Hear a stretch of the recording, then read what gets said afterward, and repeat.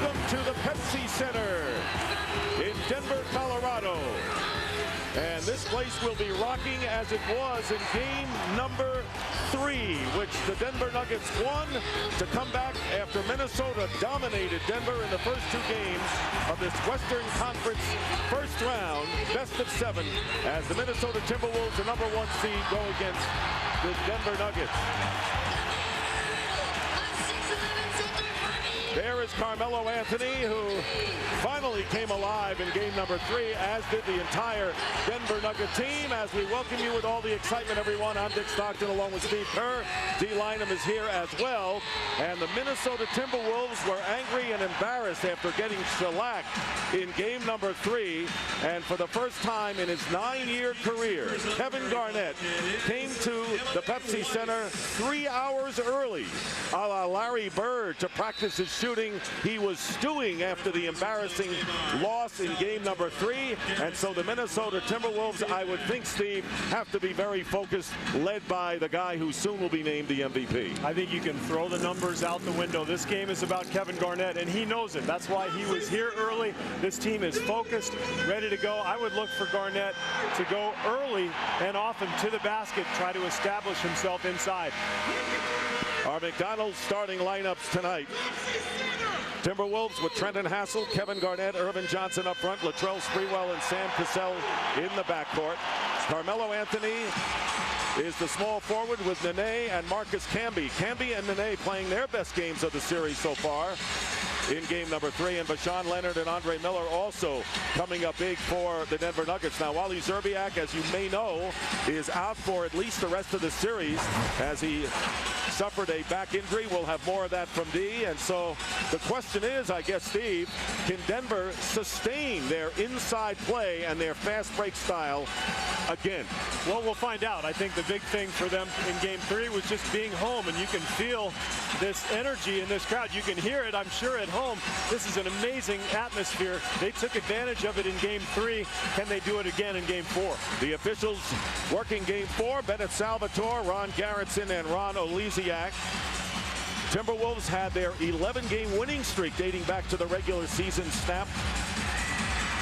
Meanwhile, the Nuggets are riding an 8-game home winning streak, 2 of them coming against these Timberwolves. Get up now. I want all of you to get up out of your chairs. I want you to get up right now and go to the window, open it, and stick your head out and yell, I'm as proud as hell, and I'm not going to take this anymore.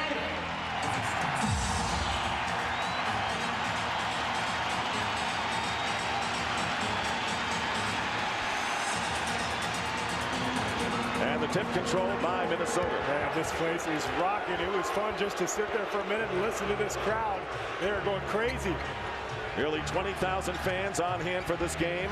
Bashan Leonard guarding Latrell Sprewell. They got to stop the big 3 of Sprewell, Cassell, and Kevin Garnett. Garnett passing inside to Irvin Johnson, and Carmelo Anthony getting the rebound. Denver right away sticking with their strategy of jumping Sam Cassell each time he comes off that screen and roll. We'll see if he can find that open roller as the game goes along. And Denver in that 8-game home winning streak has averaged over 106 points a game. They went over 100 against Minnesota as Bashan Leonard comes up empty in his first shot. And Garnett with the first rebound, and that has been the story of the series so far. Whichever team takes control of the boards seems to take care of the victory. And Andre Miller diving for the loose ball. There are 12 seconds on the shot clock for Minnesota, winning the first 2 games impressively. You'd think Denver really not in either one of those first 2 games, but the exact opposite happened in game 3. Well, they're a young team, and they feed off of this crowd. It will be very interesting to see if they can do the same thing tonight. And Sam Cassell is knocked on the floor, and the personal foul is called against Nene. Nene has been in foul trouble throughout this series, although he did have his best game with 4 slam dunks in their last meeting. Well, speaking of dunks, Denver had 27 layups or dunks in game 3, 29 combined for games 1 and 2. So they got into the paint at will against Minnesota. Hey, 60 points in the paint. Impressive. And now they call the offensive foul And it will be on Sam Cassell, who's now explaining to Ron Garrison what he meant to do. Well, Cassell's one of the craftiest guards in the league at doing this, setting screens and creating contact. He usually draws fouls at the other end of the floor. Here he gets called for one.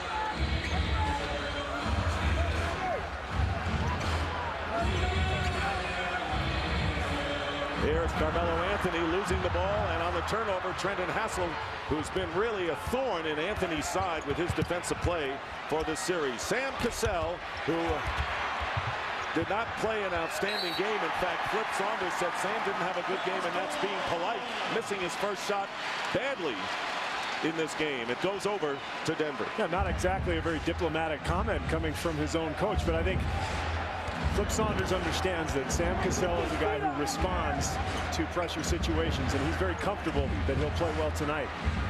So the idea is who can establish the inside and the paint first.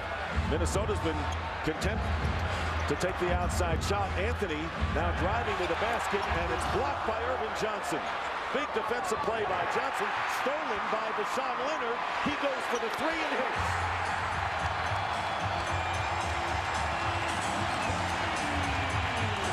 Deshaun Leonard with 24 points in game 2 was the Nuggets' leading scorer. And another turnover, the third already by the Timberwolves. Well, let's take a look at the block shot by Irvin Johnson.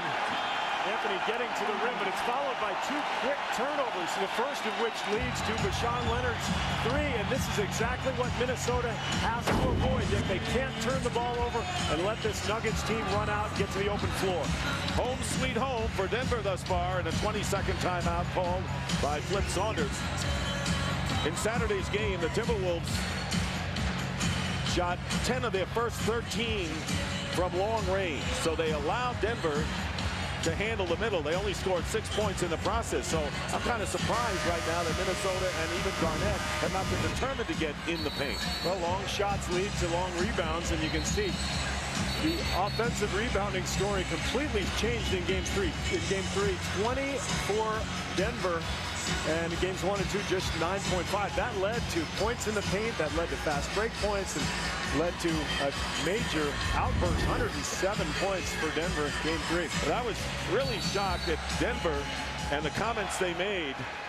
Marcus Camby and John Barry both making comments that a win by Denver tonight would put a lot of pressure on Minnesota, considering they have not gotten out of the first round. And Flip Saunders and in fact, we were both surprised at a team that just barely made the playoffs so vocal after winning just 1 game. I think they're trying to put a little pressure on Minnesota. They're playing the game right now. They know the Timberwolves have not been out of the first round. They're trying to put a little extra pressure on them. Deshaun Leonard getting the loose ball after the miss by Anthony. Here is Nene with the open shot. And it's 5-0 with 2.5 minutes gone by.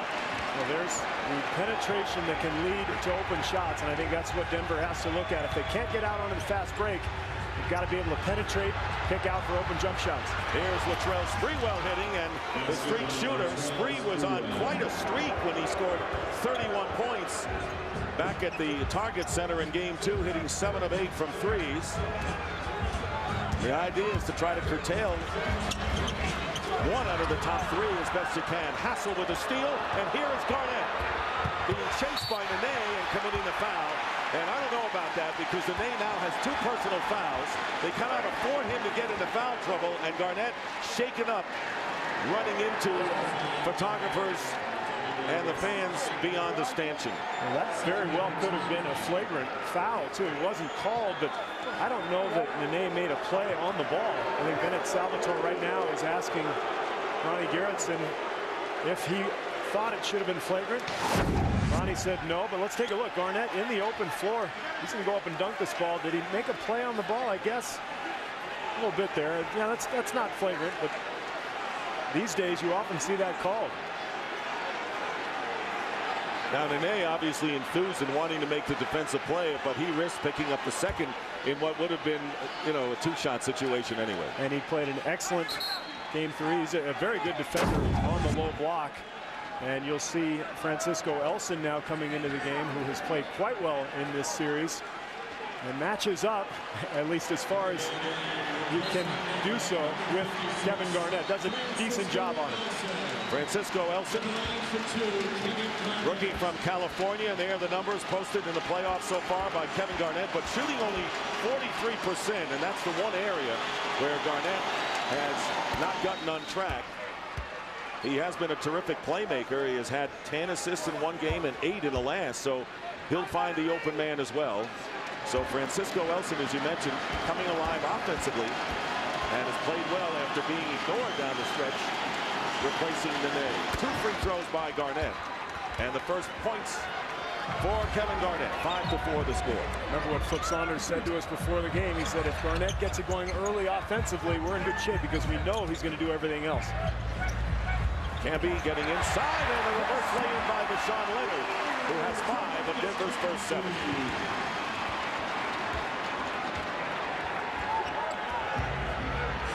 Elson picking up Cassell on the switch, and here's Garnett defended by Camby, and Camby going after the ball, and nearly a steal, and all of a sudden tempers flare. Not surprising, considering what has been said during the days off and the physical aspect of the last game led by Denver, and it looked like Francisco Elson and Irvin Johnson were the 2 in the middle, although Garnett was the one who had lost the ball momentarily. Well, I think it was Camby and Johnson who really got into it, and they're the 2 who are being separated now. You see John McLeod, the assistant coach for Denver, now getting out and trying to restrain Camby. Look at the time, Dick, that after game 3, there was a little incident near the bus, near the Minnesota bus, where Francisco Elson and Garnett exchanged words. So there's a little bit of a history here from the previous game, and you can see emotions running high here for both sides. And Irvin Johnson and Carmelo Anthony, double technical fouls are called, and Johnson as well as Garnett. So the jump ball, and it's controlled by Cassell, defended by Andre Miller. Big free agent signing this year, and the turnaround, the air ball as the shot clock expired. So the 24-second clock expired.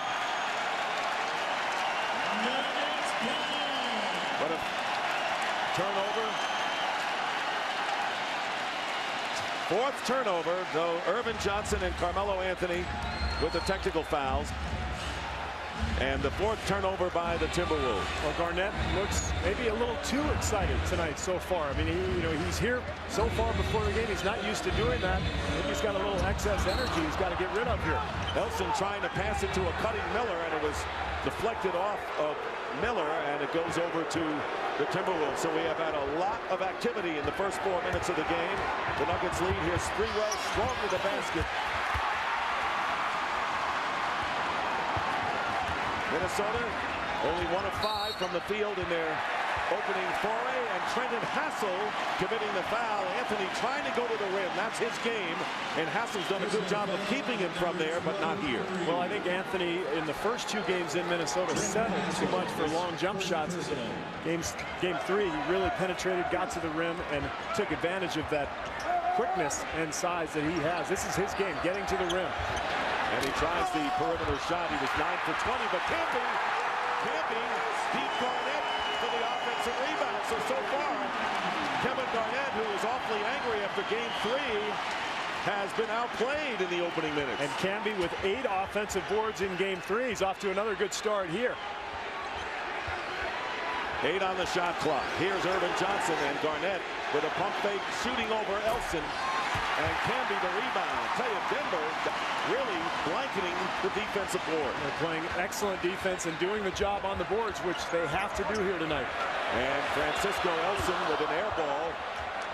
You can see a little bit of tension out here because even veteran players are throwing up air balls early. Here's Garnett, lays it in, the basket counts and a foul, and he just beat the Nuggets defense down court. I think this is interesting because, you've got Garnett, who's enthused, who's ready to go, who's fired up. You've got this Timberwolves team that was embarrassed in game 3. They want to come and make a statement early, but they have an advantage in the half court, Dick. They don't want this to be an up-tempo, wild game. The way they're starting, they're kind of playing into Denver's hands. I think it's important here for the Timberwolves to settle down a little bit, get the tempo back to their liking. And that's why rebounding is such a key figure in this one, as Garnett with the three-point play. Garnett with 24 points in the last game, strangely enough, has not been the leading scorer for the Timberwolves in any of their first 3 games, and that's unusual.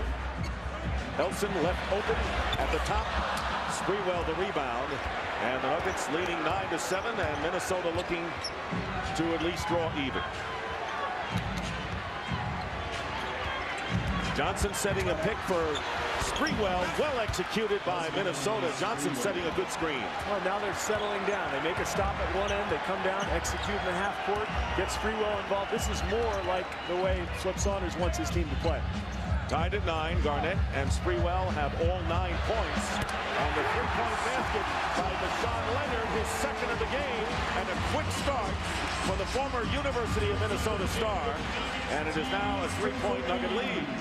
Well, we saw Leonard get hot in game 2, but wasn't really on his game games 1 and 3. Important in the half court for him to be a factor here for Denver. Sprewell changes hands and lays it in.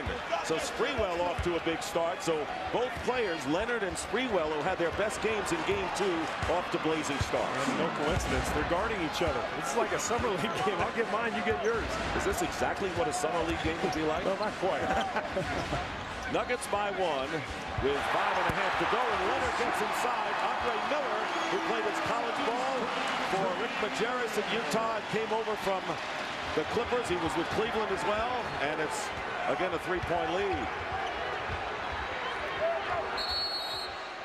And a defensive 3-second violation.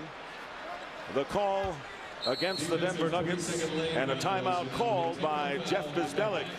Jeff Bzdelik, who has seen his team go from 17 wins to 43 in the first playoffs in 9 years, leading Minnesota, the #1 seed, by 3.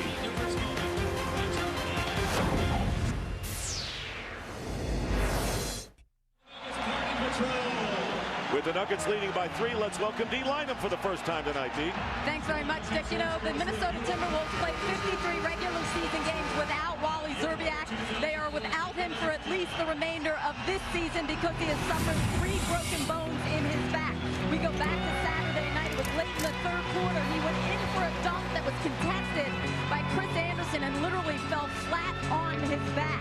Amazingly, Wally stayed in the game until midway through the 4th quarter, but an MRI revealed the broken bones later. And before the postseason, we know Troy Hudson was said to be out for the whole postseason, and now they have lost Wally Szczerbiak. And Dick, that really means there's very small margin of error for guys like Fred Hoiberg and Trent Hassel. I mean, these guys have to give them something off the bench in terms of points. All right, Dee, you're absolutely right, but Flip Saunders said that they started the season without those 2 players, and it wasn't as if Szczerbiak had played 82 games, but they're going to have to fill the gap because he scored more than half of their bench scoring so far in the series. That's right, and they were very accustomed to Szczerbiak coming off the bench those last 25 games or so and filling that scorer's role. So now they've got to get back to the way they were early in the season with Hoiberg coming out there and maybe Gary Trent, Mark Madsen, other guys filling in. Cassell making good on the technical free throw on the defensive 3-second violation before the break. And the possession here is Cassell, and he hits the shot. Sam Cassell, who set a playoff career high and a playoff franchise record 40 points in the start of this series. Under 5 minutes to go in the first. T-Wolves and Nuggets tied at 14. And a foul away from the ball, and that is on Latrell Sprewell. To the delight of the crowd, that is only the 2nd team foul on Minnesota. Well, Deshaun Leonard has been hot here early on, 4 for 5 shooting, 10 points. So Denver really working Sprewell off some screens, trying to free up Leonard for an open shot. Carmelo Anthony going underneath, but traveled before the shot. No question that Trendon Hassel has wreaked havoc on Jeff Bzdelik's top rookie. 24 points, though, for Anthony. He was the leading scorer and the most ever points by a teenager in the playoffs. Anthony missing his first 3, tied at 14 Minnesota looking for their first lead of the game and their first lead here in Denver. Hassel knocked away by Anthony with 10 on the shot clock. Well, Anthony showed right there he can play solid defense too, and he's a young kid. He hasn't really put the work in that's necessary for him to be a great defender, but he'll learn, and I think he will be an excellent defender as his career goes on. Kevin Garnett, and the rebound by Camby. 14 all in the first quarter. The Denver Nuggets trying to even the best of 7 at 2 games apiece. Camby going to Leonard, double teamed, and the fall away hitting. Deshaun Leonard, red hot, has 12 points so far on 5 for 6 from the field. Well, this guy is hot or cold, one or the other. And game 2, we saw him break free for 14 points in the first quarter. Another hot start for him here tonight.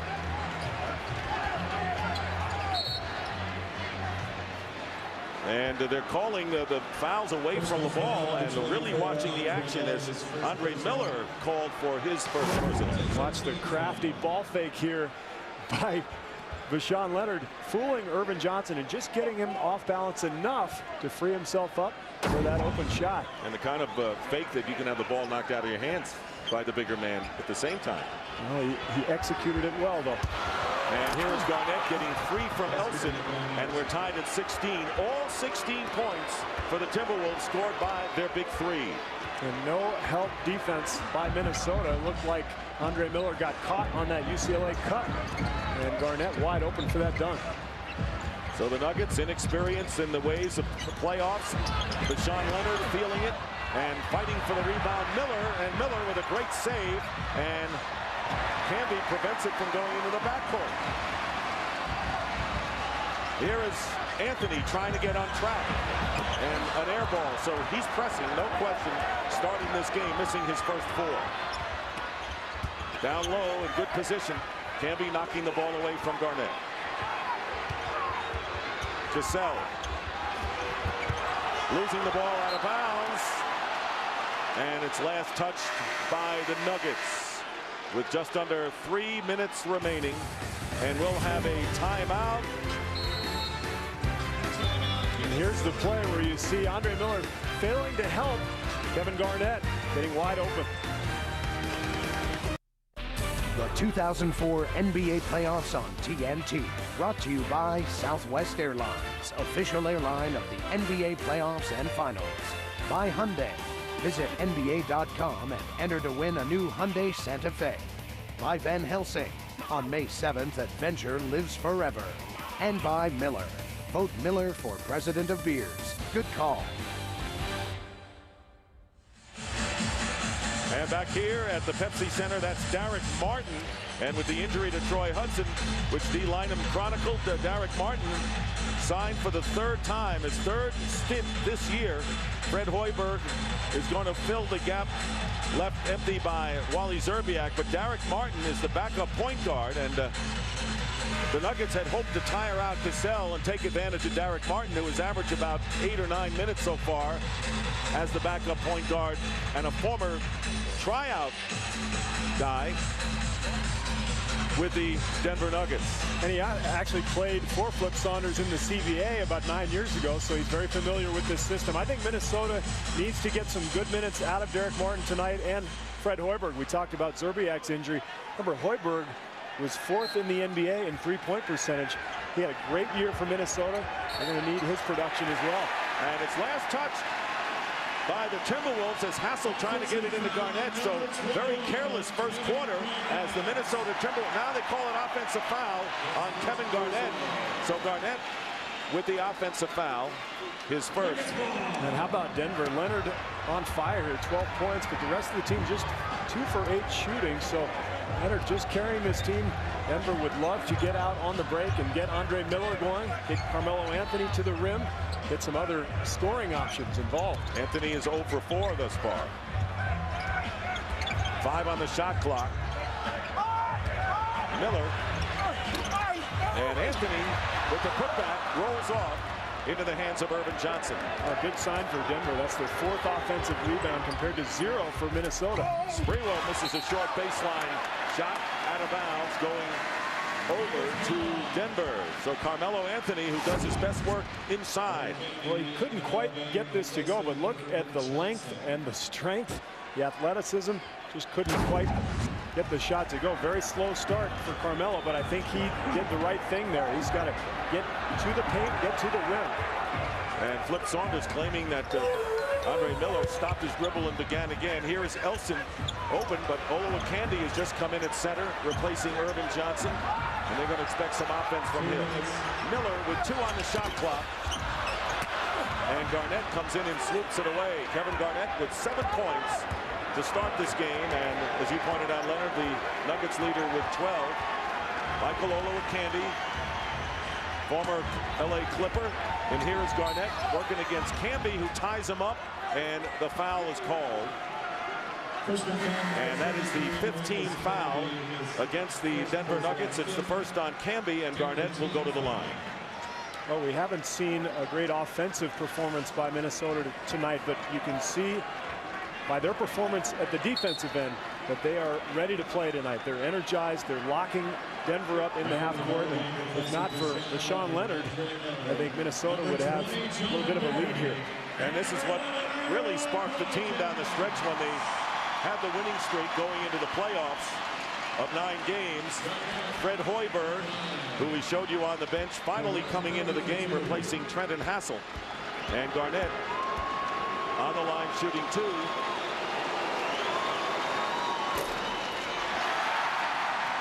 So here is Hoiberg, and not only, as you mentioned, 4th in three-point shooting, Steve, but he had a torrid season against the Nuggets.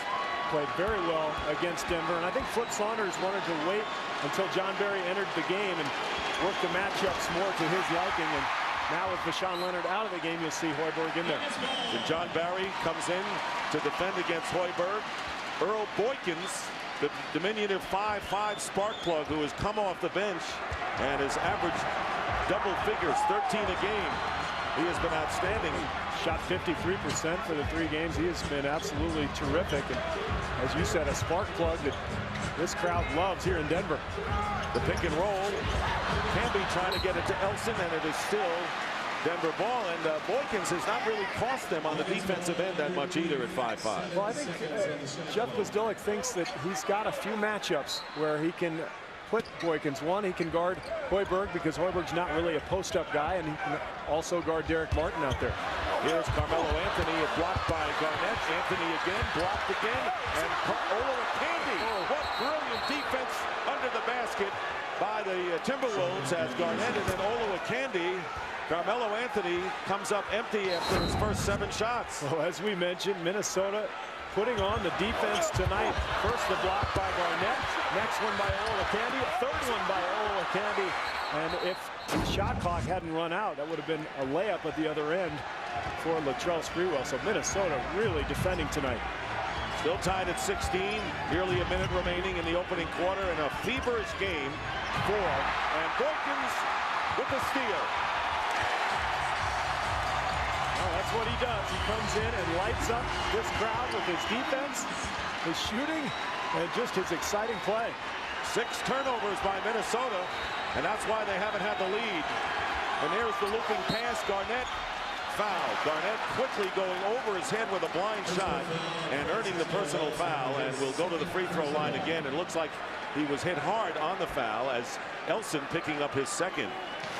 A great feed by Derek Martin. He sees that Garnett has his man sealed. Garnett goes up, and Elson with the bump.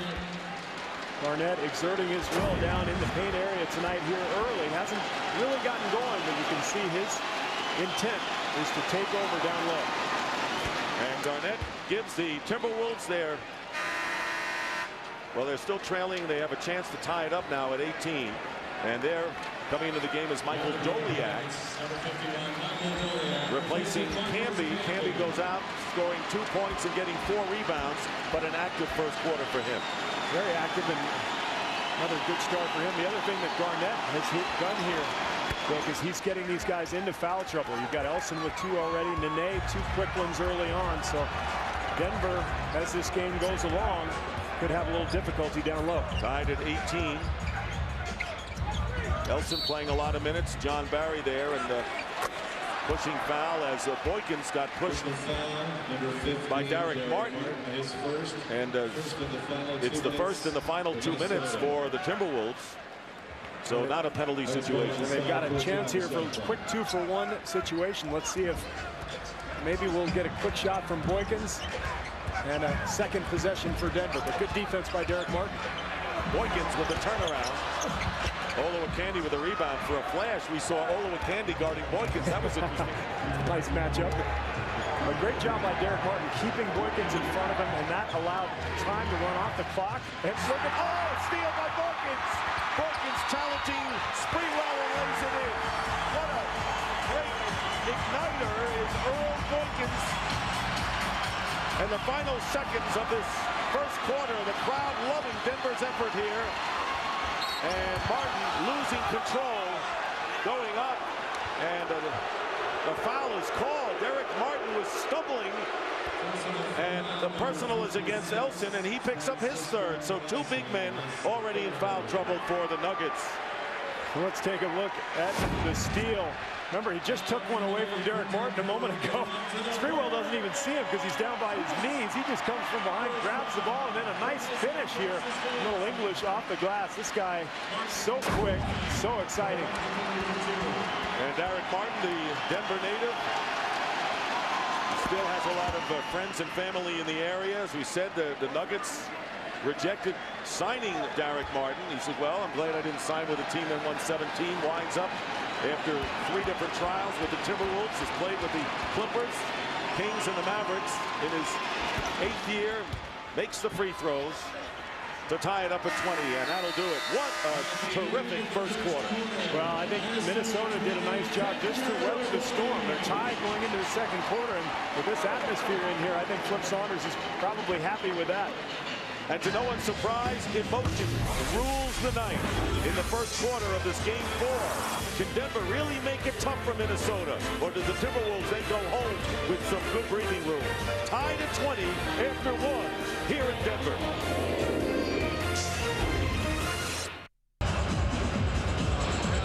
And we're back here at the Pepsi Center in Denver. Dick Stockton, Steve Kerr, T. Lynham tied at 20 as we start the second quarter.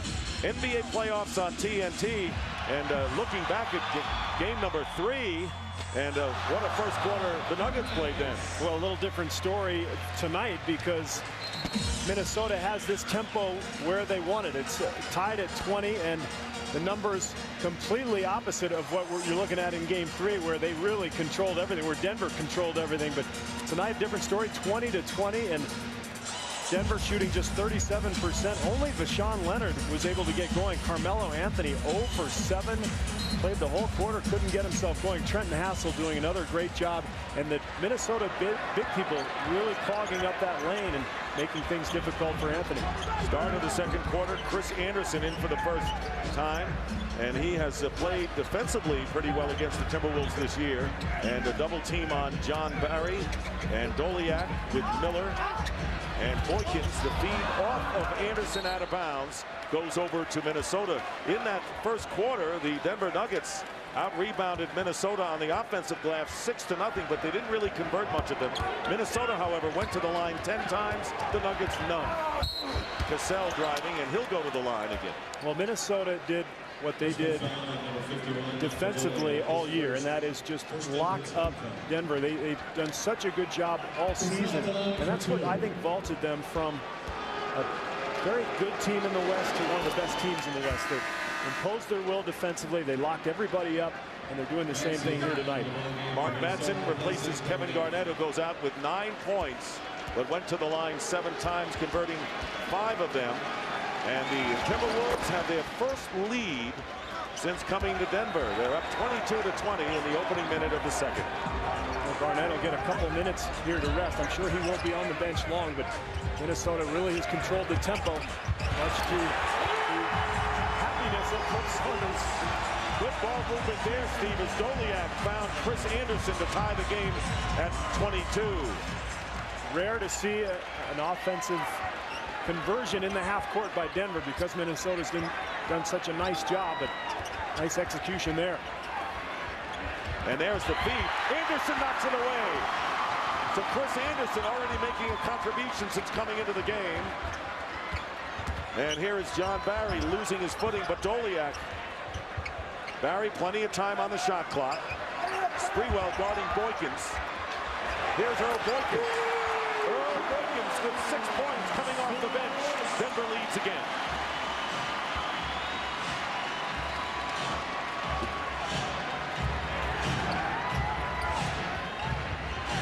Coming off the screen is Sprewell.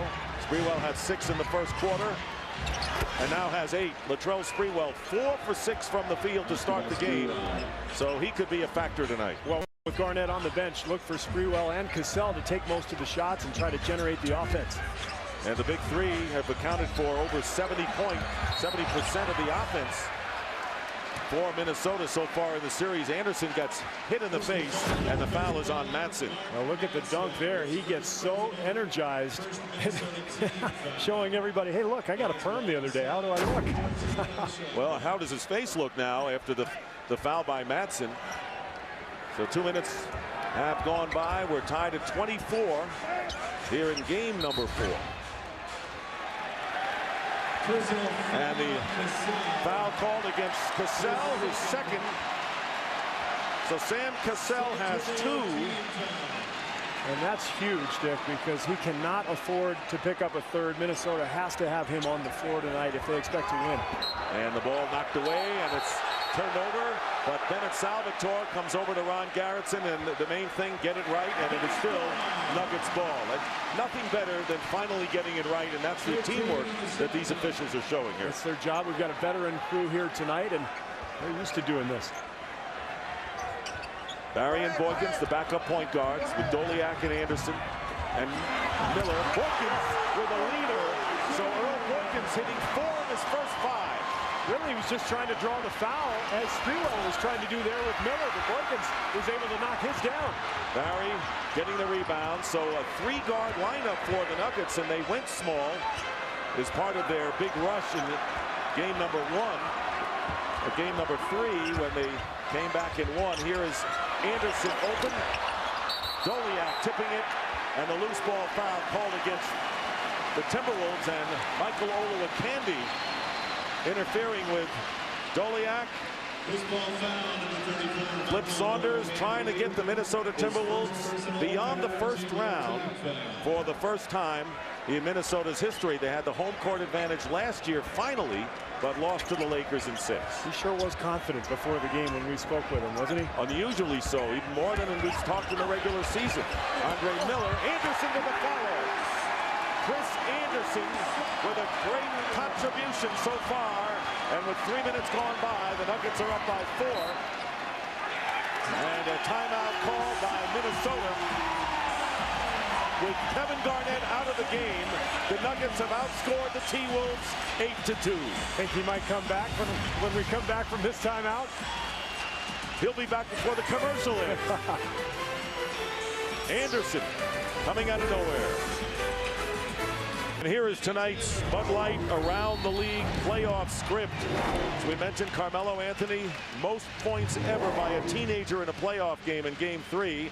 Most points in the playoffs so far, Sam Cassell with 40, and Kevin Garnett, when he had the 22 rebounds, the most rebounds, set a tied an NBA record with 20 defensive boards. Denver playing well, and Anthony on the bench. What surprises you so far about what the Nuggets have done? Well, with Anthony, as you see, 0 for 7, and Andre Miller 0 for 2. You think Jeff Bzdelik would have thought his team could possibly have a lead with those 2 guys, a combined 0 for 9? He wouldn't have said so, I'm sure, Steve. No, but frankly, it's because of offensive rebounding and the play of Leonard, Boykins, and Anderson. They've all done a terrific job here. Kevin Garnett came back in the game. Misses. Hoiberg kept it alive with an offensive rebound. 8:40 remaining in the second, and the shot off the rim taken by Trenton Hassel. Here's Boykins for 3. Crashing the boards is Andre Miller, but it comes down to the Timberwolves as Anthony went out of the game and Marcus Camby came back in for Denver. Nuggets by 4, trying to even the best of 7 of 2 games apiece. Cassell on the drive and dish. Olowokandi was not ready for the pass. He's not used to getting the ball in that spot. John Barry comes back for the three. So the turnover at one end, the three-pointer, and Denver is up by 7. Matches their biggest lead of the game. Dick, Denver has taken 16 more field goal attempts than Minnesota. Shocking statistic, mostly due to offensive rebounds and turnovers. And they had the big edge in offensive rebounds in game 3 as well. And the offensive foul called as Barry kept his position. And the foul is against Olowokandi, the big man. 2 on Olowokandi. Well, take a look at the push-off here. Olowokandi trying to get position, and he just throws that elbow into Camby. Nice little acting job there by Marcus. But Minnesota reeling a little bit. They look a little rattled. Guys yelling at each other a little bit, and Denver just feeding off this crowd. And this was the recipe that Jeff Distellick told us he wanted to come out strong. Don't let Minnesota dominate early, and they certainly have it. Boykins with a lead in. Anderson trying to save it out of bounds, and it is off the knee of Minnesota. Denver has it. How about the contribution so far of Chris Anderson? Look at this. Saves it right off of Fred Hoiberg. Unbelievable play. This guy has energized this crowd and given Denver a huge lift. And hey, how about 8 offensive rebounds? Barry from the baseline, the rebound by Garnett. It's been an 11-2 run by the Denver Nuggets to open up their biggest lead of this first half. Cassell and Anderson. What an inspired game for Chris Anderson. Here's Boykins penetrating. And the foul underneath, and it goes the other way. So the offensive foul goes against the Denver Nuggets. And the foul is called against Andre Miller, his second. Well, Boykins couldn't quite get this thing to go. You see how difficult it is for him to get shots over to bigger people. And of course, everyone on the floor is bigger than he is. But he has been terrific tonight. And, you know, you come into a game, Dick, and you don't know what you're going to get off of your bench. But if you're Jeff Distellick and you think, man, look at what I've gotten from Boykins, from Anderson. John Barry came in and hit a 3. This Denver bench has been terrific. And Chris Anderson was the first man off the bench and waves to the crowd. He's certainly quite a personality, as Anderson, known as the Birdman. Does look a little like Mark Fidrich, the old real Bird. Former Detroit Tiger pitcher. Fidgety Mark Fidrich. Garnett from the baseline. Garnett now 2 of 7 from the field. It is still a 7-point Denver lead. Minnesota has only 1 field goal, and we're nearly halfway through the second quarter. Well, Denver is really collapsing hard now on the interior. Minnesota's got to make some perimeter shots to open things up. Nene returning into the game, misses inside. Nene picking up 2 early fouls, went to the bench. And that's why Anderson had an opportunity. Cassell with the turnaround. He won't stay quiet for long. Right now he has 7. Well, ideally, Jeff Distellick would like Andre Miller to guard Cassell because he can do a better job on that post-up. But in transition, sometimes there's a cross match, and if Boykins gets stuck on Cassell, he's going to post him up. There's Andre Miller in the lane. First basket for Andre Miller, coming off a 19-point effort, his best scoring game of the series. Let's see if Denver collapses again on Garnett. Cassell trying to see if he has the hot hand. Trenton Hassel gets the offensive rebound, and he misses out of bounds. And last touched by Minnesota. Chris Anderson has been a huge spark plug for this Denver team here tonight.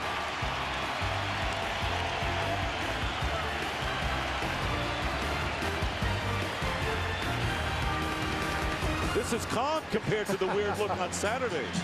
That looks normal.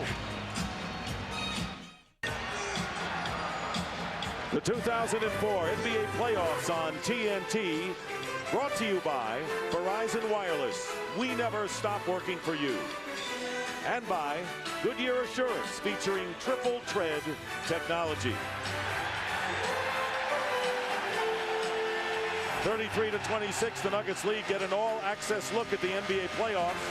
Tune in to the NBA TV Playoffs Show, Destination Finals, every weeknight at 6 p.m. only on NBA TV. Well, one of the questions coming in, Steve, is what the Nuggets would do against Minnesota's bench without Wally Szczerbiak.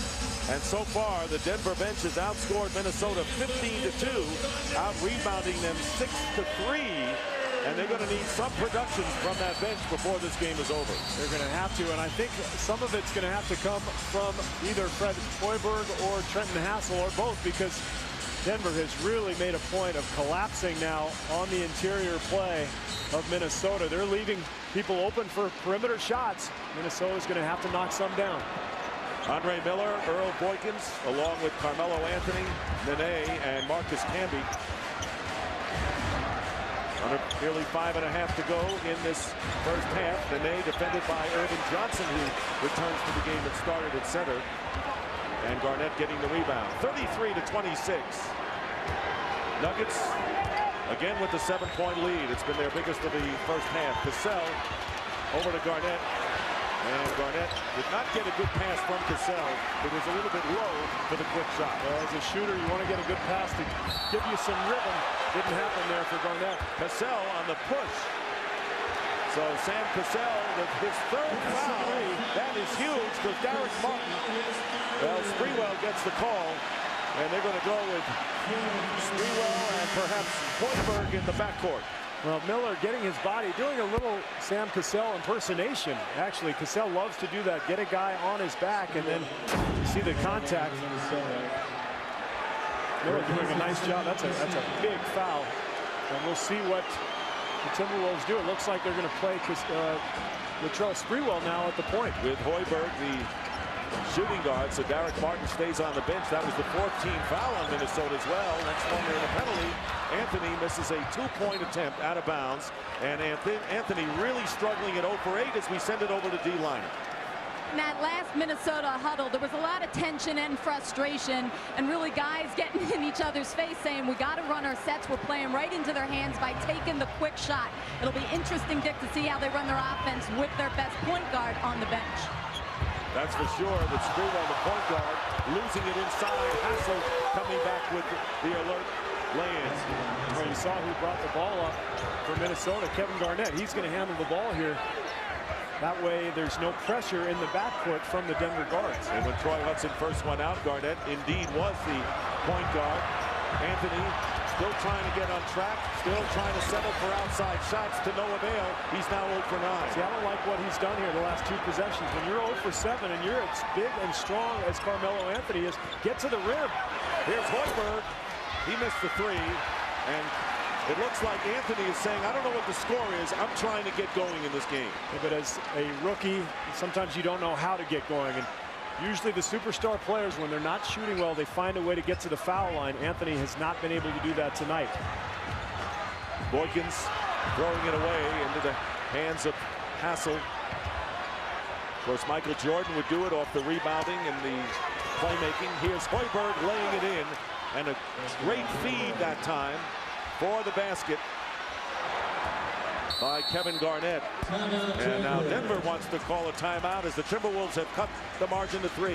A good timeout by Jeff Bzdelik, because Minnesota now regaining control of the tempo, getting back into this game.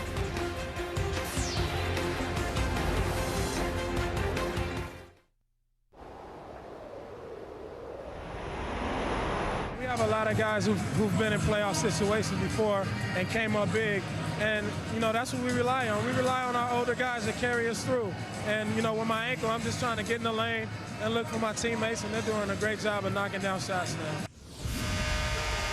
So the Hornets have turned it into a best-of-3 with the Miami Heat. Game 5 will be Friday night, while the Indiana Pacers have a long rest after sweeping the Boston Celtics 4-0. Game 5 between the Pistons and the Bucks. Pistons-Bucks Thursday night at 8 o'clock with a 3-1 Piston lead. Well, things getting pretty interesting in this series, aren't they? Denver took control of Game 3 early, and now they're doing a nice job here in Game 4. And for Minnesota, they have to understand this is part of the process. If you're going to advance, you're going to run into good teams and hostile environments. You've got to weather the storm, continue to play your game, and grind it out for the victory. Camby's pass inside to Carmelo Anthony. They're trying to get good position inside, but the Timberwolves collapsed on it, got the turnover. Nearly 3 minutes remaining in this first half. Latrell Sprewell from three-point misses. Camby saves it to Anthony. 3-point lead for the Denver Nuggets. Doliak setting the screen, getting the pass back, and the wide open shot. Miller inside. Well, he has been tremendous with the offensive rebound, sneaking in amongst the Giants. Well, we talked about Earl Watson the other night in Memphis. Excellent rebounding guard. And Andre Miller, one of the better rebounding point guards as well. Leonard, who was hot early, cooled off some, trying to get the shooting eye back. Minnesota down by 3. They were trailing by as many as 7, and here is Garnett inside, no basket. And a foul before the shot on Doliak, his second. Tomorrow, NBA tip-off presented by Gatorade at 10 p.m., followed by, and it should be dramatic, the Lakers at home trying to wrap it up against the Houston Rockets. Lakers lead 3-1 as a result of their overtime win on Sunday. Earl Boykins coming in, replacing Andre Miller. Miller has only 2 points, but has had a terrific first half, doing a lot of other things, including rebounding. Well, Miller's a guy who can do a lot of things. He doesn't have to rely on his scoring to play well. Garnett fouled by Doliak as spinning around. Doliak picking up his second quick foul, 3rd in the game. Well, we've got some interesting matchups here now, Dick, with Cassell on the bench and the Timberwolves playing a big lineup. You see Denver countering, and they've got a big lineup of their own out there. Now Earl Boykins will cover Fred Hoiberg. Sprewell. And Garnett open for the shot and hitting. So good reversal by the Timberwolves, and Kevin Garnett now with 11. And you see the difference between him and Carmelo Anthony and the way they're getting themselves going. And Camby from Boykins. 2 minutes. And an offensive rebound by Doliak. Under 2 minutes to go. Doliak. Nice feed from Boykins. Kevin Garnett just 3 for 9 here, but he hasn't forced the issue. He's waiting to see if he's open. He's making some nice passes out of the double team on the block. So Carmelo Anthony could learn something from him here tonight. How about Boykins? And unfortunately, what was a spectacular steal by Boykins and save, still Minnesota ball. Well, nice little cut by Garnett and great help from Boykins, but he just couldn't quite save it before stepping on that line. Earl Boykins has been a gem for the Denver Nuggets so far in this series. 3-point Denver lead. Nearly a minute and a half remaining. Garnett left open for the jumper, and it goes again. So they're double teaming the wrong guy, and Kevin Garnett open for the jump shot now with 13 points. Well, I think Denver forgot that wasn't Sam Cassell coming off the screen. They're jumping Cassell every time, but not Hoiberg. Camby driving to the basket is fouled. And we'll go to the line. And I want to remind you the Verizon Wireless halftime report coming up next with EJ, Kenny, and Charles. Alonzo Mourning is the guest in our studios, and highlights from game 1 tonight between the Heat and the Hornets. So the Nuggets going to the free throw line for the first time in the game with 1:19 to go in the half. Minnesota didn't go to the free throw line in game 3 till there was a minute and a half to go in the half. Well, that's another reason for the disparity in field goal attempts that we talked about. Minnesota's been at the line, Denver has not. So it's not just the offensive rebounding and the turnovers, but it's the free throw situation as well. The lead is 2 for Denver. There's the free throw story. Hoiberg couldn't convert on the feed from Garnett. Boykins going all the way, and a block by Irvin Johnson, and now Minnesota pushing it up with Trenton Hassel. And Hassel, too many steps, should have passed it off. He had a couple of guys open on the wing. He had Fred Hoiberg wide open for a jump shot, but you know, normally in that situation, Sam Cassell has the ball. With Cassell on the bench, you end up with Hassel leading the fast break, something he's not used to doing. Sam Cassell on the bench has scored 7, but only 2 of 5. And 3 personal fouls, so he has been taken out of the equation at least to this point. 10 on the shot clock, just under 40 seconds to go in the half. Marcus Camby, Anthony trying to get the offensive rebound, but it comes down anyway to Boykin. Here's Anthony, who has not scored. Camby trying to keep control, and the foul is called against Minnesota. Camby is knocked down, and the personal foul is against Irvin Johnson, 2 on him. And the penalty situation will send Marcus Camby to the free throw line, so he has taken the only free throws thus far for Denver. Well, Carmelo Anthony does a nice job there of passing the ball out of the double team, being patient and finding the open man, and I think that's what he's got to do here. He's struggled all half. Take your time, hit the open guy, and get a shot in rhythm, get to the foul line, get yourself going. Camby limited greatly by injuries, hip injuries, particularly the last 2 years, and played 40 playoff games with the New York Knicks in his career. Started 3 of them against San Antonio when the Spurs won back in 1999, and a 22nd timeout has been called.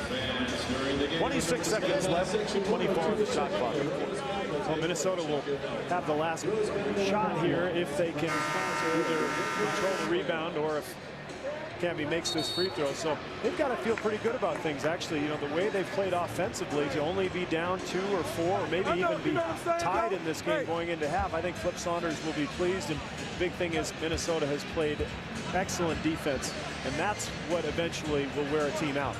And both teams have been shooting under 40% in this game. Minnesota has been outscored by 5 points since Sam Cassell sat down. So they can't afford to have Garnett down, and they can't afford to have Cassell down. Nuggets lead, but Minnesota is still very much in this thing. Well, they're right in it, and this is totally unlike the other night when Denver just ran them out of the gym.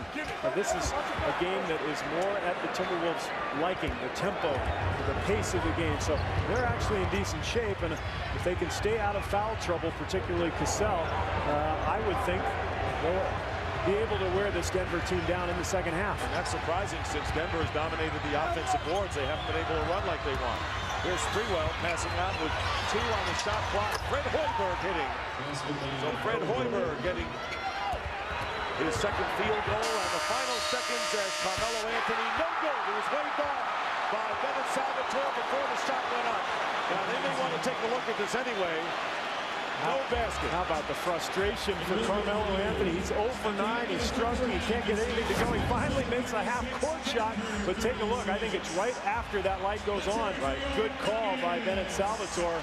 He was behind the play, and he saw the clock, and he saw Anthony. Well, whoever invented those lights around the backboard, they ought to get it raised. That was a great invention. That made the officials' job a lot easier.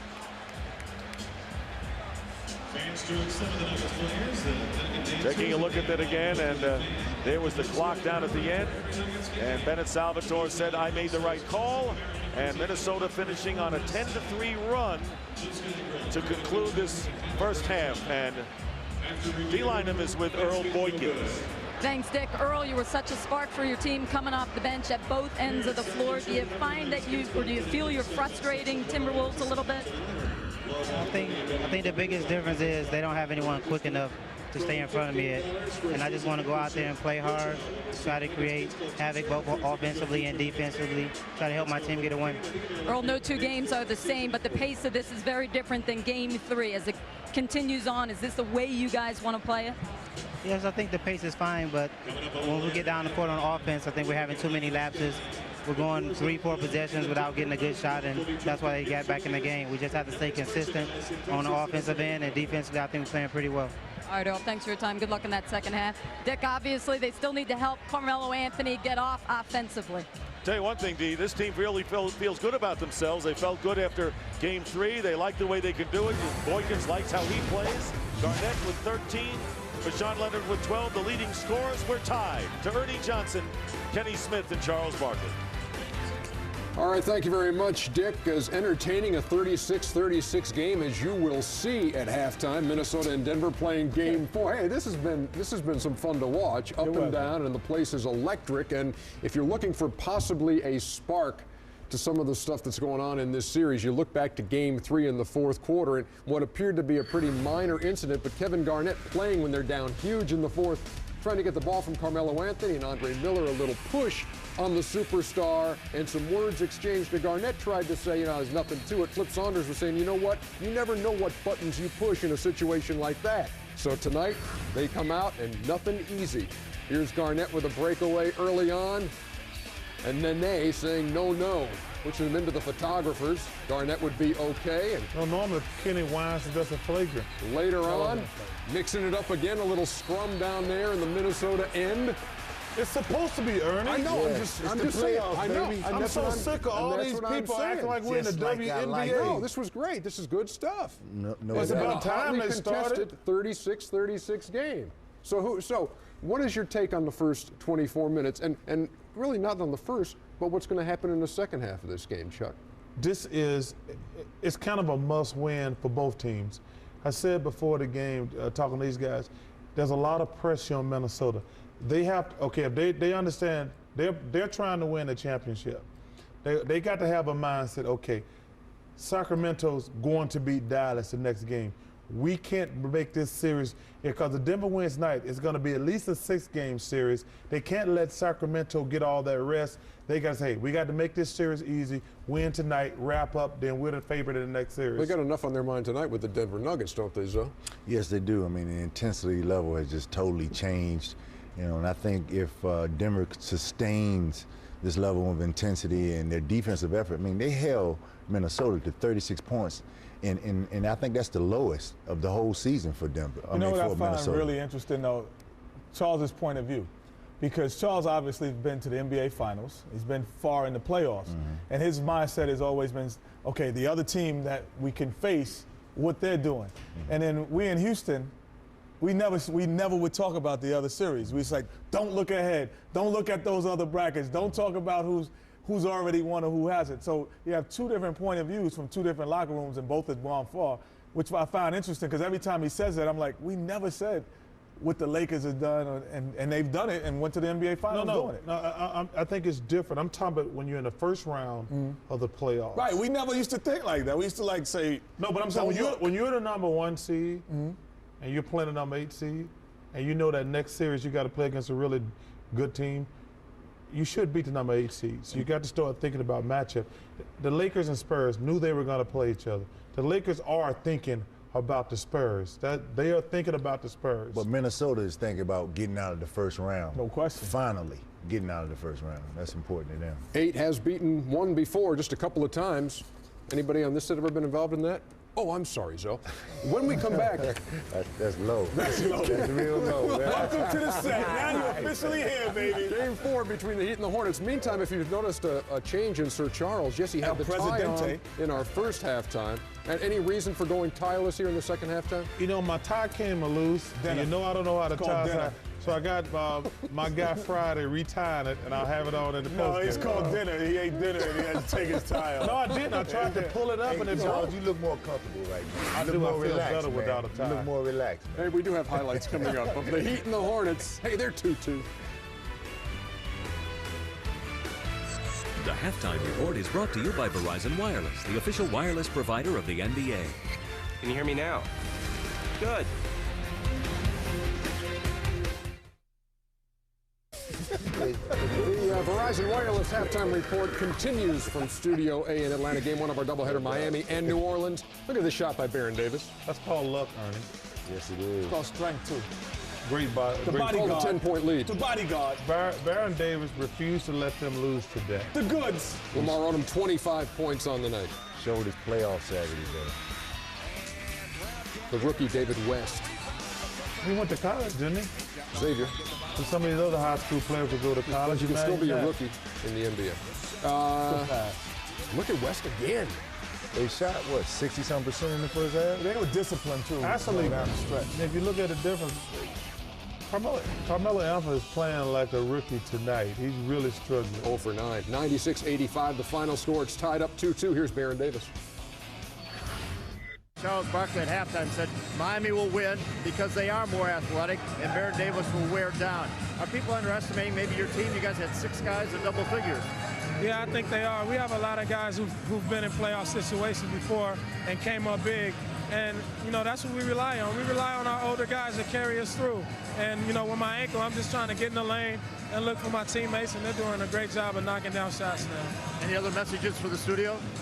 Nah, man, I'm going to eat my soup with my hands. That's how hungry I am right now. All right, a hungry, resilient team tying it up. Back to you, EJ. That obviously is a reference to the Kenny Smith philosophy of being hungry come playoff time, wanting to eat soup with a fork. Let me tell you what. Or with your hands. If Barron has to play that way the rest of this series, then they're in trouble. Because he has to put that type of game together for them to win. You got to have somebody else contributing. Mash is out. How about Stacey Augmon tonight, though, coming off the bench with 17? You got to have Stacey scoring 17 a game. But if and let me tell you what, if Byron has to score that many points a game for them, they're going to lose this series. It looks like you had something to say. Yeah, I wasn't trying to say it without cursing. This would be admirable. He's trying to get you in trouble.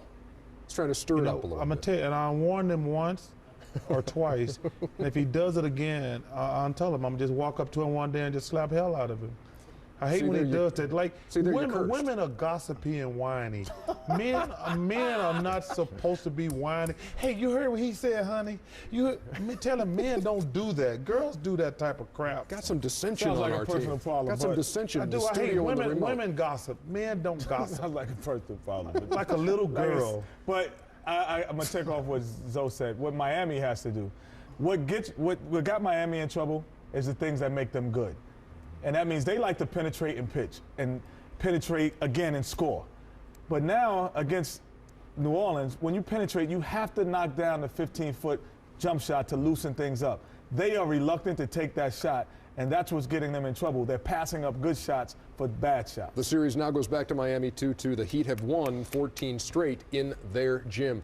As we go to break, let's look back at the Alonzo Mourning playoff portfolio. Who can forget? You had to go in the archives. The Jeff Van Gundy.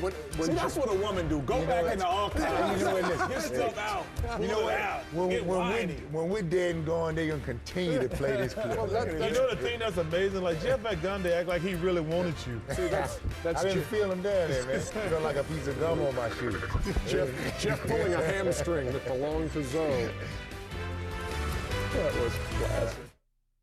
The 2004 NBA playoffs. Coverage continues on TN. This copyrighted telecast of the National Basketball Association is intended solely for the entertainment of our audience, and any retransmission, reproduction, rebroadcast, or other use or dissemination of this telecast, or the pictures, descriptions, or accounts of this game without the express written consent of the National Basketball Association is prohibited.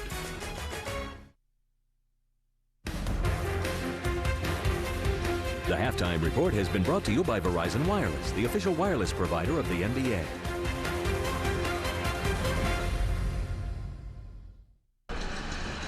The Denver Nuggets in the playoffs for the first time in 9 years and tied with Minnesota. They were even at 20-all after the first quarter, 36-36 at the half. And Steve, I don't remember a game in which there was so much interest, intensity, excitement, and as a game as low scoring as 36-all at halftime. Well, usually a low scoring game is a boring one. This one was not. I mean, a great half, very intense, both teams battling hard. And right now, let's take a look at the Jeep halftime statistics and 34% shooting by the Nuggets, and their star Carmelo Anthony has not scored. He's 0 for 9, yet they're right even with Minnesota. Well, because of those bench points, 17-6 in Denver's favor, and the offensive rebounding.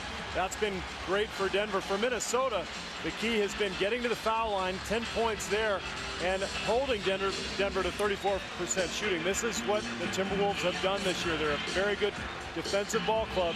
If they can continue that in the second half, they have a chance to wear Denver down. Another thing that has kept the Nuggets in there, as we look at Carmelo Anthony, and the bench you talked about, Anthony came up empty, but the bench came up big. Well, they came up big, and that's because it was very needed because of Anthony's struggles. But John Barry with the big three. You see Michael Doliak knocking down a shot, and then a nice pass there to Chris Anderson. So this bench, and of course this guy was the key to it all, Earl Boykins.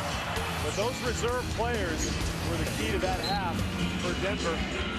And I think in order for them to win, though, they'll need a much better effort from their starters and better scoring. Boykin scoring 8 points, and taking advantage of turnovers was another key. Nene hitting the first shot to start the third quarter, as the Denver Nuggets had a +8 in the turnover comparison after 11 turnovers by Minnesota in the first half. So Nuggets regained the lead. Sam Cassell, who had 4 turnovers, 3 fouls, and only 7 points in the first half, out there with Hassel, Sprewell, Garnett, and Irvin Johnson.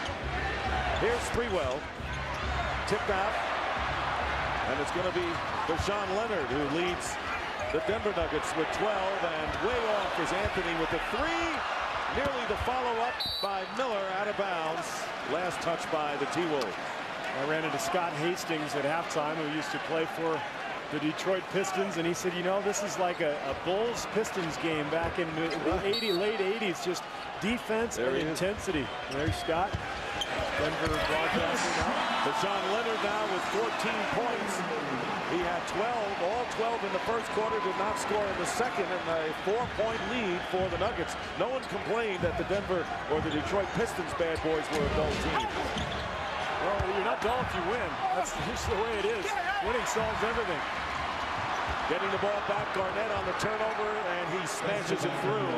So after missing the reverse layup, Garnett recovers. He has 15. Well, he's been quiet all night, but you look at the stats, he's got 15 points and 7 boards. So no matter what happens, those numbers are always going to be there for Kevin Garnett.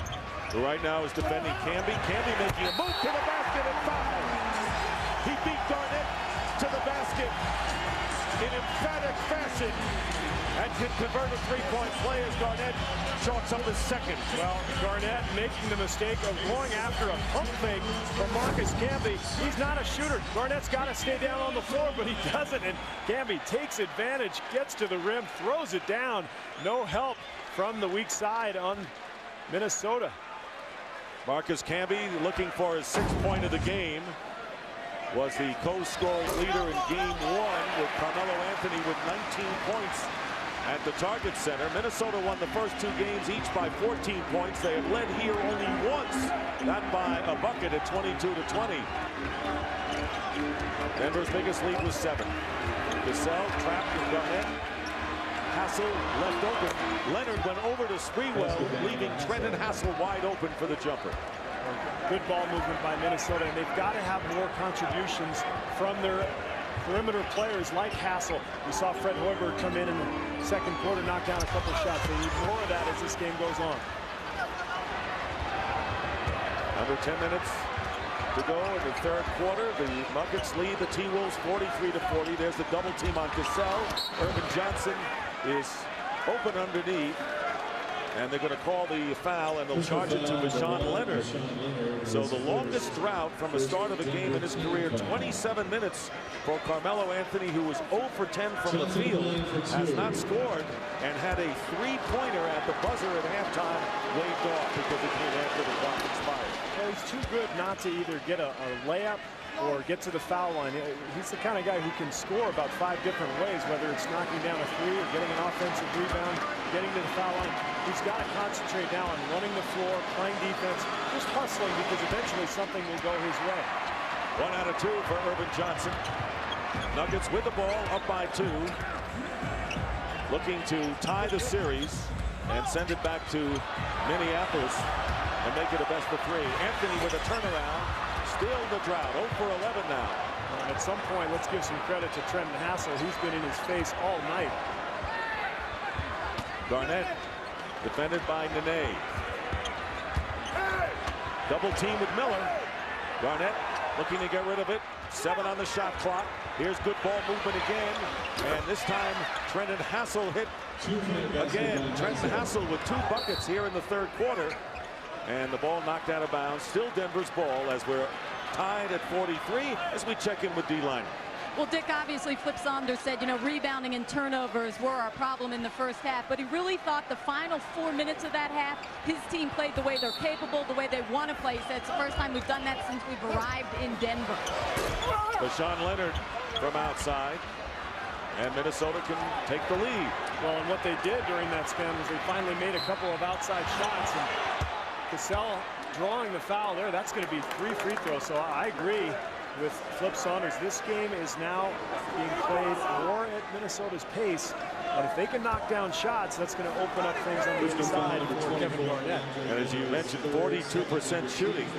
And Sprewell was at 50%. And you figure that Sam Cassell is going to go on one of his streaks. Right now, Cassell is 2 for 5 from the field and hitting the first free throw.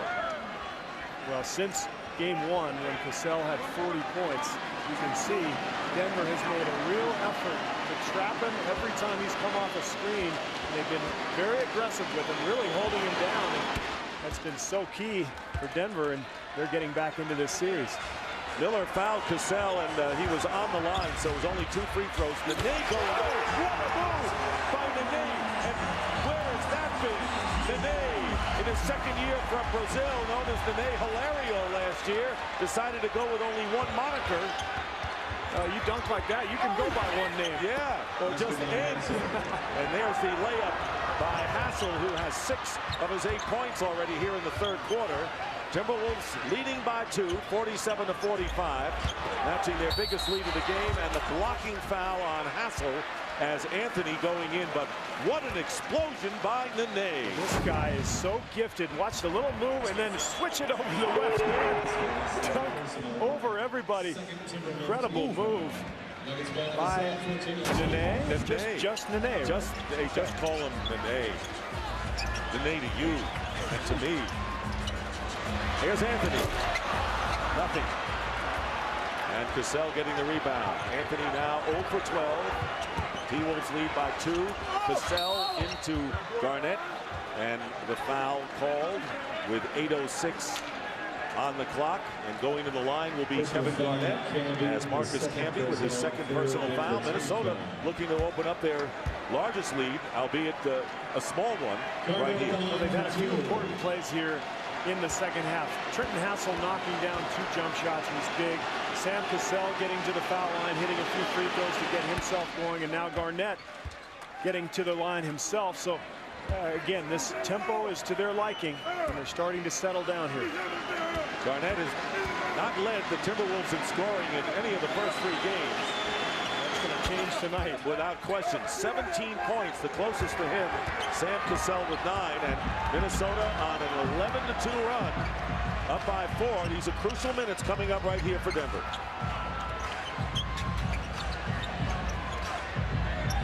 Leonard trying to post up against Sprewell. And Leonard has it blocked away and deflected in. Garnett trying to pass the ball out, and a foul is called. So the personal foul will be against Deshaun Leonard. You're right, Nick. These are crucial minutes for Denver. They haven't been able to get anything going offensively. Remember, the only reason they're in the game is because of their bench. So they may need that same production from Boykins and company here in the second half. Garnett trying to get around Nene, and Nene committing his 3rd foul, picked up too early and had to go to the bench. And there is Earl Boykins, who has been a factor for anything Denver has done. They were beaten soundly in the first 2 games at the Target Center, came back and won game 3, and has been a major factor in all 3. He's been terrific, and John Barry, Chris Anderson, they played well also, but I just have a hard time seeing Denver beat Minnesota without its starting unit playing well, without Anthony getting some points on the board, without the team running and fast breaking like they like to do. Garnett hitting the first free throw, and with 7:34 left in the third, Timberwolves will be shooting the penalty. It's a lot of time. And they've already got a huge free throw advantage here, and that will probably increase in this quarter now. And right now, that's 20 free throws for Minnesota, only 5 for Denver. Garnett 9 of 11 from the line, 19 points.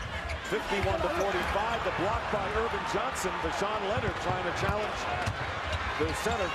Sprewell losing control of the ball, and a jump ball is called by Ron Oleziak. Minnesota looking to win this game on the road and go back home for game number 5 and a chance to advance to the second round for the first time in their playoff history after 7 times getting knocked out in round 1. And Charles Barkley talked about it at halftime. These are the kinds of games that if you're the #1 seed, you win. You're on the road, you're challenged, you're in a tough situation. You got to go out and win these games. And you're expected to win without being extended. And they're going to call Denver with the offensive foul, and the crowd not liking that one. Carmelo Anthony with the foul, his first.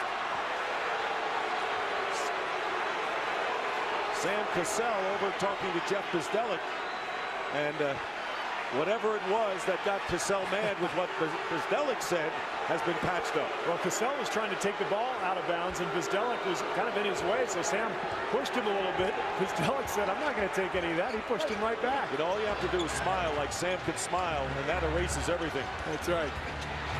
He's won 2 championships while a member of the Houston Rockets. And Cassell 2 of 6 from the field. Minnesota leading by 6, despite the fact that Cassell has not been a factor. Andre Miller going up, and he'll go to the line and shake it up a bit as he hits the floor with Sprewell. He pushes him out of the way there, and that wasn't a friendly push.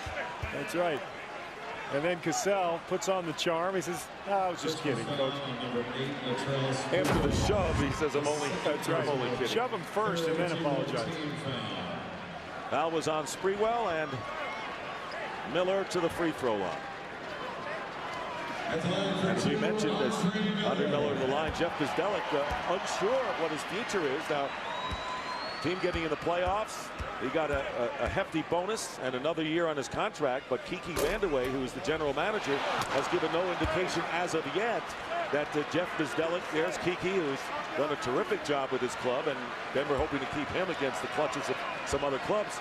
Whether Bzdelik's future is safe or not. Well, Kiki has a long-term plan, and he's been reluctant to spend all of his cap room last summer. He's been reluctant to give Jeff Bzdelik a long extension. I think he wants to wait to see how things turn out this summer in the free agent market. And in the long run, you got to think Bzdelik will get the extension. Steal by Anthony, he finally breaks through. Carmelo Anthony did it by a defensive play and an easy lay-in. His first points of the game, and it comes with 6:24 remaining in the third. Who would have thought that would happen? Well, again, that's how the great players do it. Get it done at the other end. Get yourself going defensively. And Cassell with a 3. So if Anthony starts to go, maybe Sam Cassell will as well. He has 12 points, and that three-pointer giving the T-Wolves a 54-48 lead. Nene falling off the rim. It's a half-court game here. Other than Carmelo's steal, it's been a half-court game. Anthony fouls Garnett hard. And at halftime, you saw a little bit of the activity in game number 3 with Andre Miller and Anthony and Cassell. They hugged each other, Cassell and Anthony. Here's the great steal by Anthony. He says, can't hit the outside shot. Yeah, how thankful is he?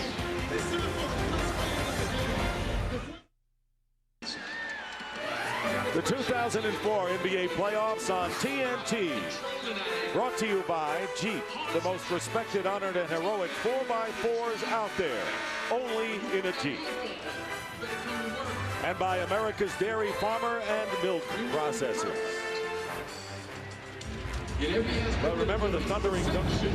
Saturday night, one element to save us all. Life comes from destruction, disorder, and chaos. There's nothing that can stop this. There is only one thing. The Fifth Element. Saturday night at 10. The new classics are on TNT. Well, maybe today was the fifth element when he made that slam dunk to tie the game at 45. And since then, the Timberwolves have gone on a 9-3 run. And Kevin Garnett on the line, looking for his 20th point. Well, they're doing what you have to do to win games on the road in the playoffs. They're finally taking care of the rebounding situation here in the third quarter. They're not turning the ball over as much, and they're relying on their defense to just wear Denver out. And now the Nuggets will try to get another spark from Earl Boykins, try to get themselves going here. Minnesota going to the free throw line 15 times more than Denver. And Garnett, 11 of 13, has 21 points. Under 6 minutes remaining in the third. Biggest lead of the game right now for the Timberwolves. Looking to take the lead and perhaps finish off Denver at home. Nene with 8 on the shot clock. Here's Miller. over Cassell. Andre Miller. Well, Denver has to have Miller get going here, and now they've gone to this small backcourt with Boykins and Miller, so it's a chance for them to open things up a little bit, get some speed out there, try to get into the open floor. And Denver has to do a defensive job right here in the half court. That's where Minnesota has excelled. Sprewell with the pump fake on Anthony. And the rebound by Anthony, coming down hard on his left leg and hurt. Hopefully momentarily. And Camby tells the indicates to the trainer to come out. And you're right, hopefully. Boy, that looks scary, and this crowd hushed. At first it looked like Anthony was grabbing onto his left leg. Now let's take a look at the replay. He goes up and grabs the rebound off the miss from Sprewell, and we'll see him go down awkwardly. Gets a little bump from Camby right there, and then he awkwardly goes down with that knee flexed in a strange position here. Gosh, I hope that's not serious. He is going to be helped off. Now he says, I'm going to go back to the, and a standing ovation for Anthony. They were going to help him off and go into the locker room, and he all of a sudden did an about face. Think this crowd's happy to see that?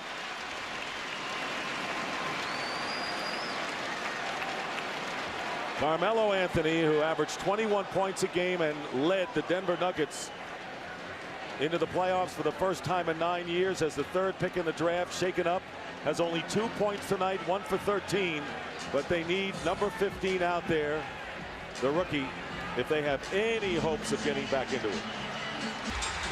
And back here at the Pepsi Center, and moments ago, Carmelo Anthony walking off on his own power and not showing much indications of a limp, going to the locker room. John Barry has replaced him in the lineup. He's defending Latrell Sprewell right here with plenty of time on the shot clock, under 5 minutes to go in the third. Kevin Garnett going in, blocked, and the call goaltending against Marcus Camby. How about that sequence?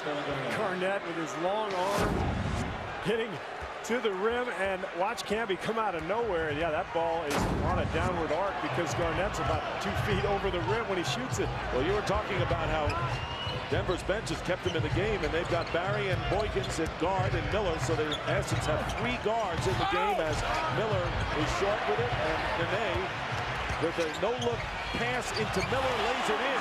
We have seen Nene with some flashes, and if this is what his future's about, he's got a pretty good future.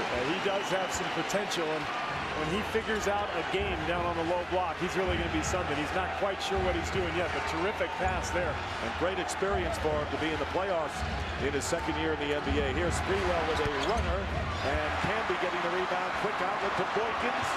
Boykins challenging Hoiberg, who has come into the game. And here is Barry, no one to defend him. Misses, Miller misses, as the Nuggets miss 2 layups. Now, frustrating miss for Barry, and Denver has rarely gotten into the paint tonight. 60 points in game 3 for Denver in the paint. They've struggled tonight in that regard. And here is, now Barry tried the alley-oop to Camby. Fortunately, the Nuggets still get the ball. They have 14 on the shot clock. They've got mismatches all over the floor here. And they have Sprewell on Camby, and they smartly get it in to Marcus Camby, stripped away by Irvin Johnson, and Nene is fouled. Nene finally fouled, and Irvin Johnson called for the personal. 3 on Johnson. Well, in the scramble on the change of possession, Denver ended up with some advantages at the other end of the floor because of the cross matches, and Camby decided to go to the rim against his old teammate from the Knicks, Mr. Sprewell. And Nene getting in there, picking up the ball, and that scrum will go to the line. Denver only 3 of 7 from the line. What's shocking, not so much the 3, but the 7. Only 7 times And Nene making good on the first free throw. You mentioned Sprewell and Camby, very close friends, not only former teammates, as you mentioned, but very good buddies. As Nene tries to bring the Nuggets to within 4. 3:23 remaining in the third. So tough to win a playoff game when you can't get to the foul line. It's because the defense has been picked up. There's a lot of intensity, and now look at this matchup. You got Boykins guarding Garnett out on the perimeter. Hassel and Hoiberg along with Sprewell. So in essence, you have two teams with 3-guard lineups. Here is Garnett, and Garnett tipped in by Irvin Johnson. He doesn't score many points, has only 3 tonight, but he does all the dirty work and cleans up. And he does a nice job when Garnett draws so much attention as he did on that possession. Johnson certainly capable of grabbing an offensive rebound. And the Timberwolves have the edge in the second chance points department, which were dominated by Denver in game number 3, and Boykins throws it away. Good steal by Hoiberg, and again with Cassell on the bench, we'll see more of this. Kevin Garnett bringing the ball up the floor and immediately going down to the block. He can play all 5 positions. How about that pass? And a 3-second violation charge against the Timberwolves. You know, with all the things that he does as a point guard, he's a pretty good passer. He has a lot of assists for a big guy. Oh, he's an excellent passer. He can pretty much do whatever he wants on the floor. That's why he's probably going to win the MVP, Dick. He's had an MVP season without question. 6-point deficit. Camby bluffing against Garnett and in and out on his attempt. Look at the pace of this game. It's just pure Minnesota. Everything's a half-court possession for Denver. Almost everything's a perimeter shot. Not getting anything easy like they did in game 3. Under 2 minutes to go, and if it weren't for the first half turnovers, Minnesota would have had a healthy lead there. And there is Garnett with a no-look pass to Trenton Hassel. And matching their biggest lead of the game are the Timberwolves, 8 points, 62-54, with 1:40 remaining. And with Carmelo Anthony in the locker room after suffering an injury, Nene working inside and will go to the line to shoot 2 with 1:33 on the clock. Well, the deficit is only 8, but it feels like 15 because this crowd has been taken out of the game, and Minnesota has really grabbed control of the tempo. Denver struggling every time down the floor to score the basket. Nene 2 for 2 thus far from the stripe, has 8 points. Deshaun Leonard with 14, still the scoring leader for Denver. He had 12 after the first quarter. We see that a lot from him. You know, game 2, he came out and had 14 first quarter points and then didn't score again until late in the third. So he's hot and cold. Well, right now, hopefully hot and ready to go is Carmelo Anthony. And listen to the cheers as he comes back on the floor. Well, we love to see that.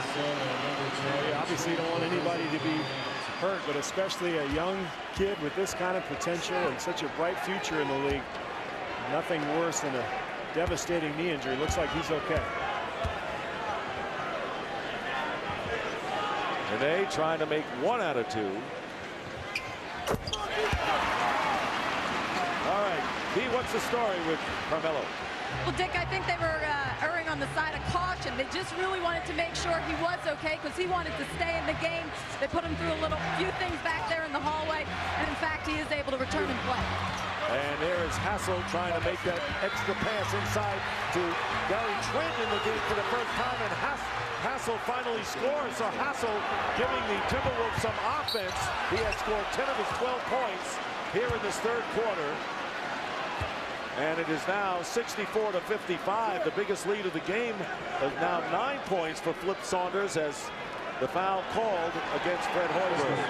Carmelo Anthony getting set to come in the game. So apparently there was no injury to Carmelo Anthony, even though he was wincing, holding on to his left leg, wearing a bit of a wrap there. Well, at least no serious injury, but it looked like it hurt, didn't it? Yeah.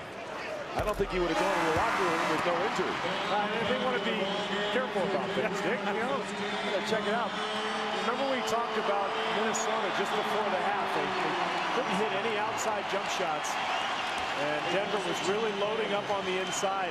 I think the key to this third quarter has been Trenton Hassel's first 2 jump shots from the outside. That got him going. He's since added a couple of more buckets. And now things are opening up a little bit offensively for Minnesota. And you're right, Hassel, who was a defensive stopper, doing the job on Carmelo Anthony, contributing big time offensively to the tune of 12 points. And coming right back and getting the basket is Latrell Sprewell, who is in double figures with 10. Under a minute remaining in the third, and a 9-point lead for Minnesota. Boykins, along with Leonard, Anthony, Nene, and Marcus Camby. Anthony was out 4 minutes into the locker room, going up, deflected away. Leonard with the 3, he's got it. For Sean Leonard, 3 for 3 from beyond the arc, makes it a 6-point game. What a huge shot. This game is slipping away from Denver, but they've got a chance here to close this quarter strongly and keep this a close game. And a timeout with a little over 36 seconds remaining here in this third quarter. And tell you what, I have to give a lot of credit, first of all, to Denver, because I thought Minnesota, very confident, as you pointed out, with Flip Saunders before the game, really upset with what they did in game number 3, ready to come out. But instead, Denver took the early lead and hung in there. And I think if there's anything, John Barry talked about respect, Minnesota does with Denver. Well, they've got a lot of respect for this Denver team. There's no doubt about that. They came out and just got throttled in game 3, but I think everything has turned around here for Minnesota in game 4, thanks to the defense, the rebounding, all the little things that add up to playoff victories. And they're just grinding this thing out right now. There you see the scoring for the Timberwolves with 4 players in double figures. No surprise for Garnett. Cassell, who has only 12, has had a quiet game. Sprewell with 10, but Hassel, his 12. Hassel, those are the big 12, and 10 of them have come here in this quarter. And again, the big 2 buckets were the ones on the jump shots early on when Garnett was getting double teamed. That opened things up a little bit, and now you can see Minnesota a little more balanced offensively and finally finding a little bit of a rhythm. And finding some points with Wally Szczerbiak out. Szczerbiak had averaged over 10 points a game in the first 3 of the playoffs. As you know, he's out with a back injury, at least for this series, and missed 53 during the regular year with plantar fasciitis in his foot. Came back, there he is, and they had to find someone to pick up the slack, and Trenton Hassel has done it. Hassel's done it, and Fred Hoiberg has also played well, and now a big 36 seconds here for both teams. Minnesota has a chance to go for a quick 2 for 1. They may just slow it down and try to get one good shot here. Sprewell. And here comes John Barry just entering the game. Leonard for another 3. Deshaun Leonard back-to-back 3s. Cuts the lead to 3. Great feed from John Barry, who really pushed the ball up the floor, which is so important. Finding the hot man, and now Denver's right back in this thing. That's Denver's game, getting up court in a hurry. Time running out. Sprewell way outside. Sprewell going in for the layup. Ball knocked away. That'll do it for the third quarter. Big comeback for the Denver Nuggets. They were down by 9, and they cut the deficit to 3. And Deshaun Leonard, who was the hot scorer early, hitting a couple of 3s. And after 3 quarters of play, it's the Timberwolves 66, the Nuggets 63.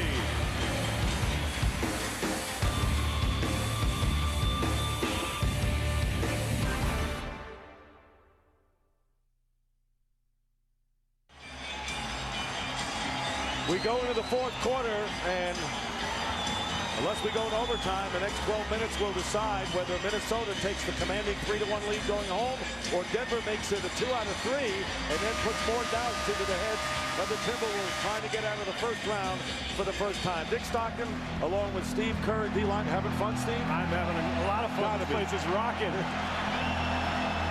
Carmelo Anthony, only 2 points tonight, and in his 4th NBA game, he scored only 2 in Indiana. That was his low. So as we start the fourth for the Timberwolves, Fred Hoiberg, Sam Cassell, Trenton Hassel, along with Kevin Garnett and Michael Olowokandi in there. Deshaun Leonard, Earl Boykins, Francisco Elson comes in, along with Anthony and Nene. Hoiberg hitting. Big basket by Hoiberg, who was big down the stretch of the first half. Confident stroke there, too. Catching and shooting without hesitation.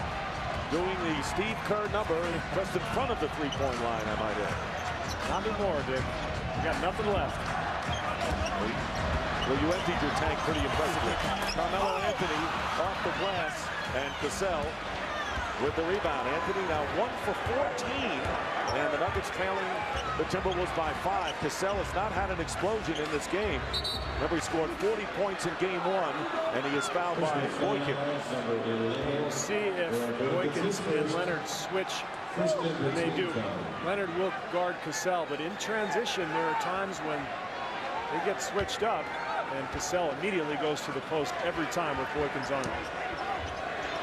Kevin Garnett, who has 23 points and 10 rebounds, looking to post up against Elson, now setting the screen for Cassell. Trenton Hassel as the buzzer sounds.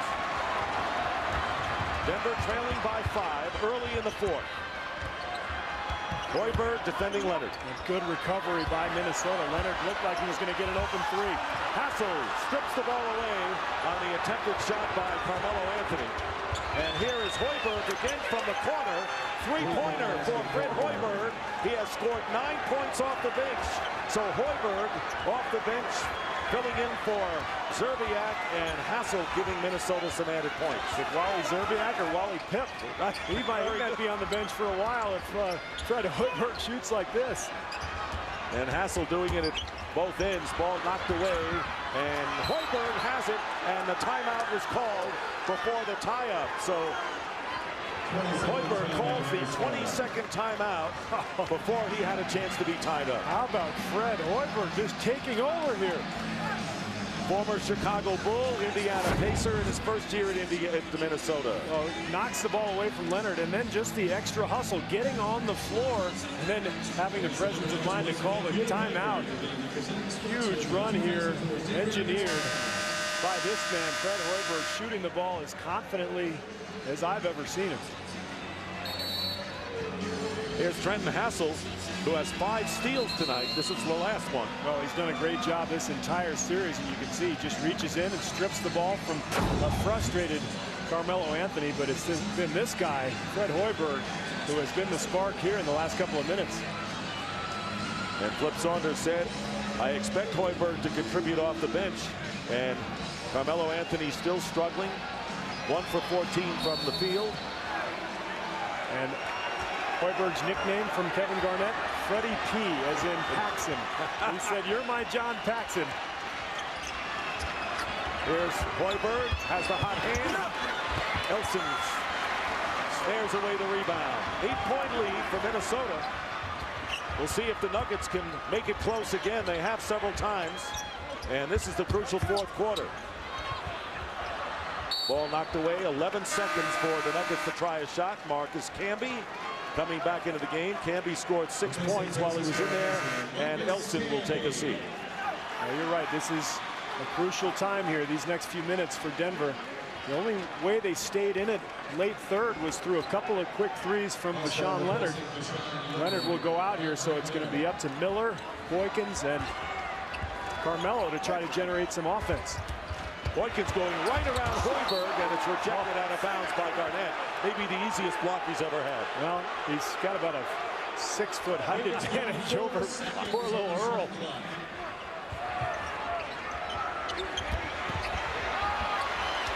And at the buzzer, Nene misses, and Olowokandi hustles for it and travels. And Olowokandi appealing to Bennett Salvatore, saying, I got pushed, but no foul was called, and Olowokandi took steps. Well, let's take a look. Olowokandi grabs the loose ball, and yeah, I'd say he traveled. Good call. Nuggets trying to narrow the 8-point deficit. Andre Miller posting up against Cassell. Here is Nene. And Garnett with the rebound. Garnett now with 11 boards. And Minnesota once again exerting their will and taking control of this tempo. And they can open up their biggest lead of the game with a field goal here. And it's Kevin Garnett with the turnaround. And Boykins now trying to lead a fast break. Runs into Hoiberg. And the foul called against Fred Hoiberg. Ooh, I don't know about that call. Looked like Hoiberg knocked the ball away from Boykins, but he gets called for the foul. 3 on Hoiberg. Each team has one team foul with nearly 3 minutes elapsed in the fourth. Let's take a look. You'll see he gets his hand on the crossover and then left hand. A little reach in, but not much there.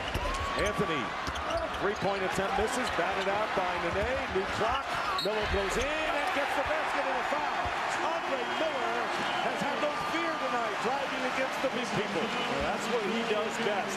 Uses that strength, gets to the rim, and finishes. And that time draws the foul. Now he has a chance to pull Denver within 5. And a timeout called. Still early in this fourth quarter.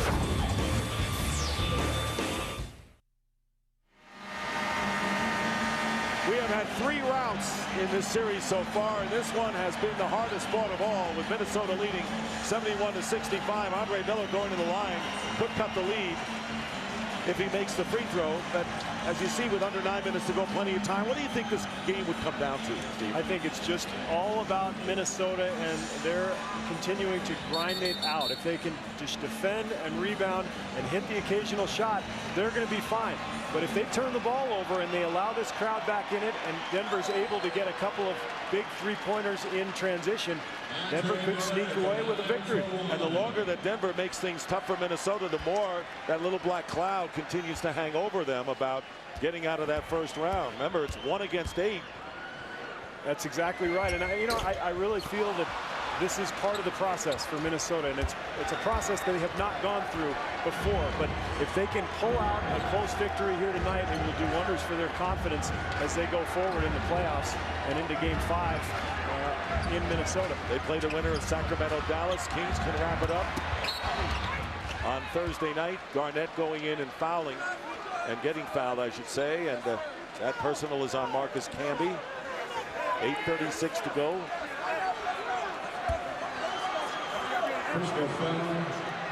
Number 23, Marcus Camby. Garnett going to the line, and that has been a big key tonight for the Timberwolves. 13 free throw attempts for Garnett, 13 of the 22, and he's got 2 coming here. Well, it's all part of playoff basketball, getting to the line on the road, stopping the home crowd's momentum, but you got to knock them down, of course. Irvin Johnson re-enters the game, replacing Michael Olowokandi, who did not score in 11 minutes.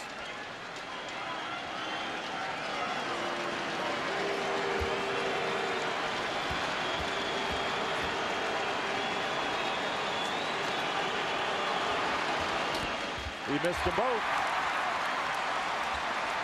So Miller missed the chance for the three-point play moments ago, and then Garnett misses 2 free throws. And that is rare. He's an excellent foul shooter, and especially a guy like Garnett, you don't expect him to miss. Miller with the reverse lay-in, didn't have enough on it, and the Timberwolves come out with it. Brandon Hassel, who has become an offensive factor in this game for Minnesota. In addition to the big 3, knocked away by Boykins out of bounds with 10 on the shot clock. Big deflection there by Boykins. It didn't result in a steal, but it kept Fred Hoiberg from getting a wide open 3. And as we know, he's already knocked down a couple here in the fourth. Cassell with the ball, 3 of 7 from the field. He has not had a chance to get too many off. Misses from the perimeter, and for the second straight game, the Nuggets doing a great defensive job on Sam Cassell, who had 40 in game 1. And he made such an effort to jump out at him on those screens at the high post. Here is Carmelo Anthony. And Anthony again struggling. 1 of 16 from the field, and that 1 field goal was when he knocked the ball away on the turnover and went in for the easy lay-in. He's finding out a lot about playoff basketball right now. Sure is. Nene picking up Cassell on the switch. They double team him. 1-on-1, Camby and Garnett. 4 on the clock. Garnett will fire away and hit. Kevin Garnett, doesn't matter how you play him, 25 points, 14 rebounds. He's something, isn't he? That's a big shot there. Every time they can stretch it to 8 or 10, it just makes things so much more difficult on this Denver team that's struggling in the half court. And a timeout called by Denver, and this may be the most important timeout that the Denver Nuggets have had all year. They trail by 8 to the Timberwolves, 7:06 to go in the fourth. The 2004 NBA playoffs on TNT, brought to you by the Home Depot. Go from wondering how to knowing how at the Home Depot. You can do it, we can help. By Radio Shack. You've got questions, we've got answers. Lamisil AT, the official athlete's foot treatment of the NBA. And by the new Sprite Remix Berry Clear.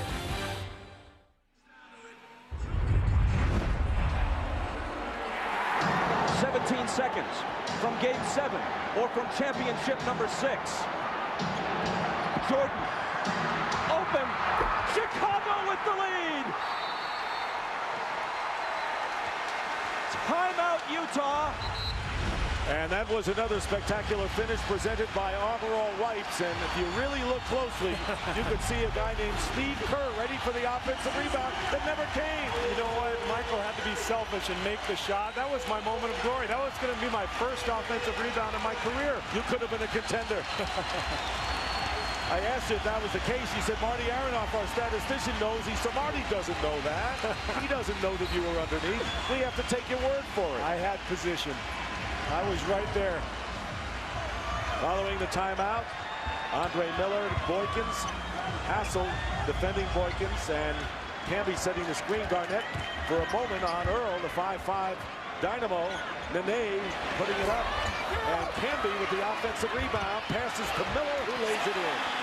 Big basket off the timeout. Boy, where would Denver be without the offensive rebounding? That was their 18th of the ball game. And rare to see a team control the boards like Denver has and still be 6 points behind. And Carmelo Anthony, 1 for 16, 2 points on the bench.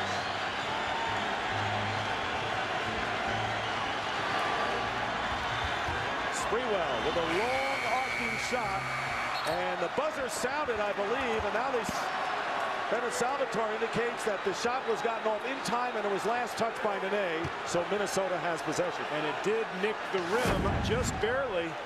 And you'll see here Sprewell forcing a shot over Camby, and watch it just nick the rim, and then unfortunately for Denver, bad bounce right off of Nene. Sprewell 1 for his last 9.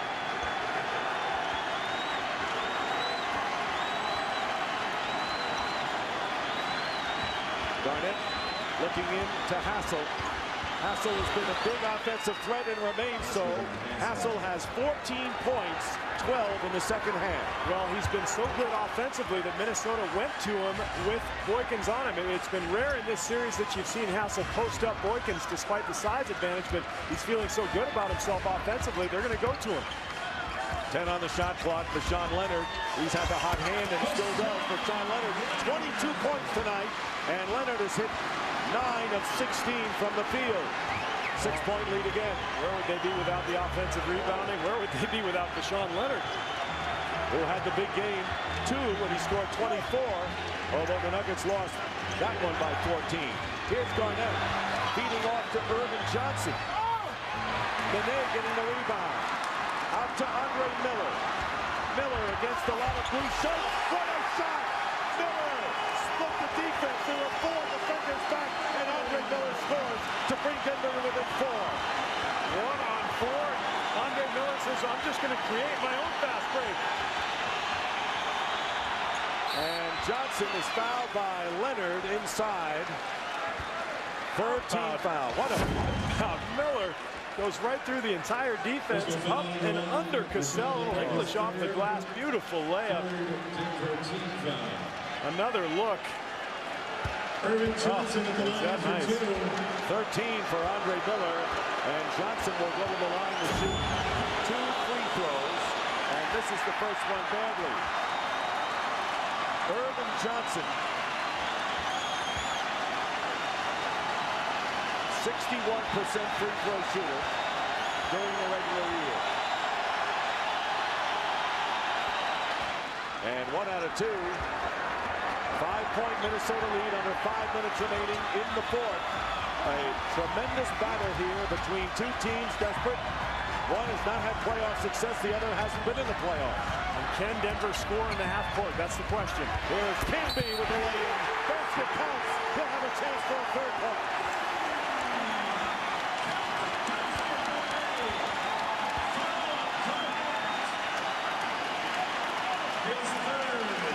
Foul is on Garnett, his third.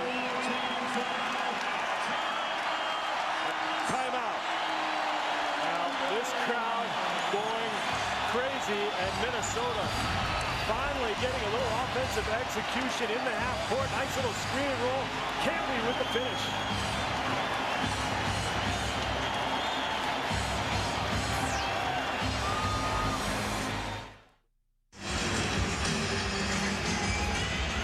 And what a scene here at the Pepsi Center.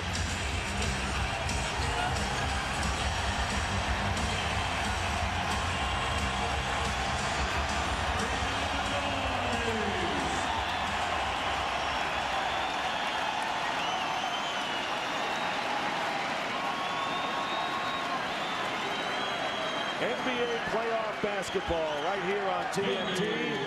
Timberwolves with 2 full timeouts remaining. The Nuggets with 1 full and 1:20. Each team has 1 foul to give.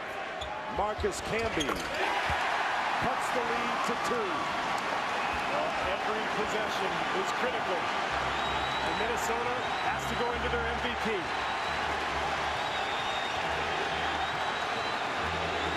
Guarded by Nene.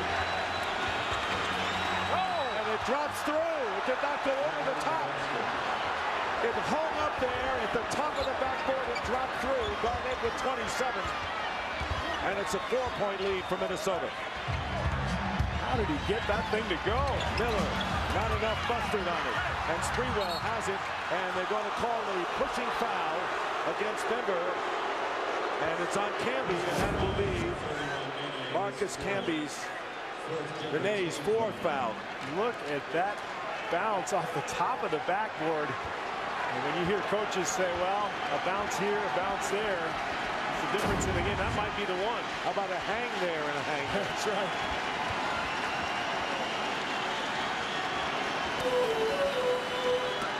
Garnett passing out of the double team. Ball movement. Cassell's been quiet tonight, but don't count him out. Don't count out Sam Cassell. He has 14 points, and the lead is up to 6. Sam Cassell could be 2 for 20, and he'll still hit the ones that count. That's why he has 2 rings.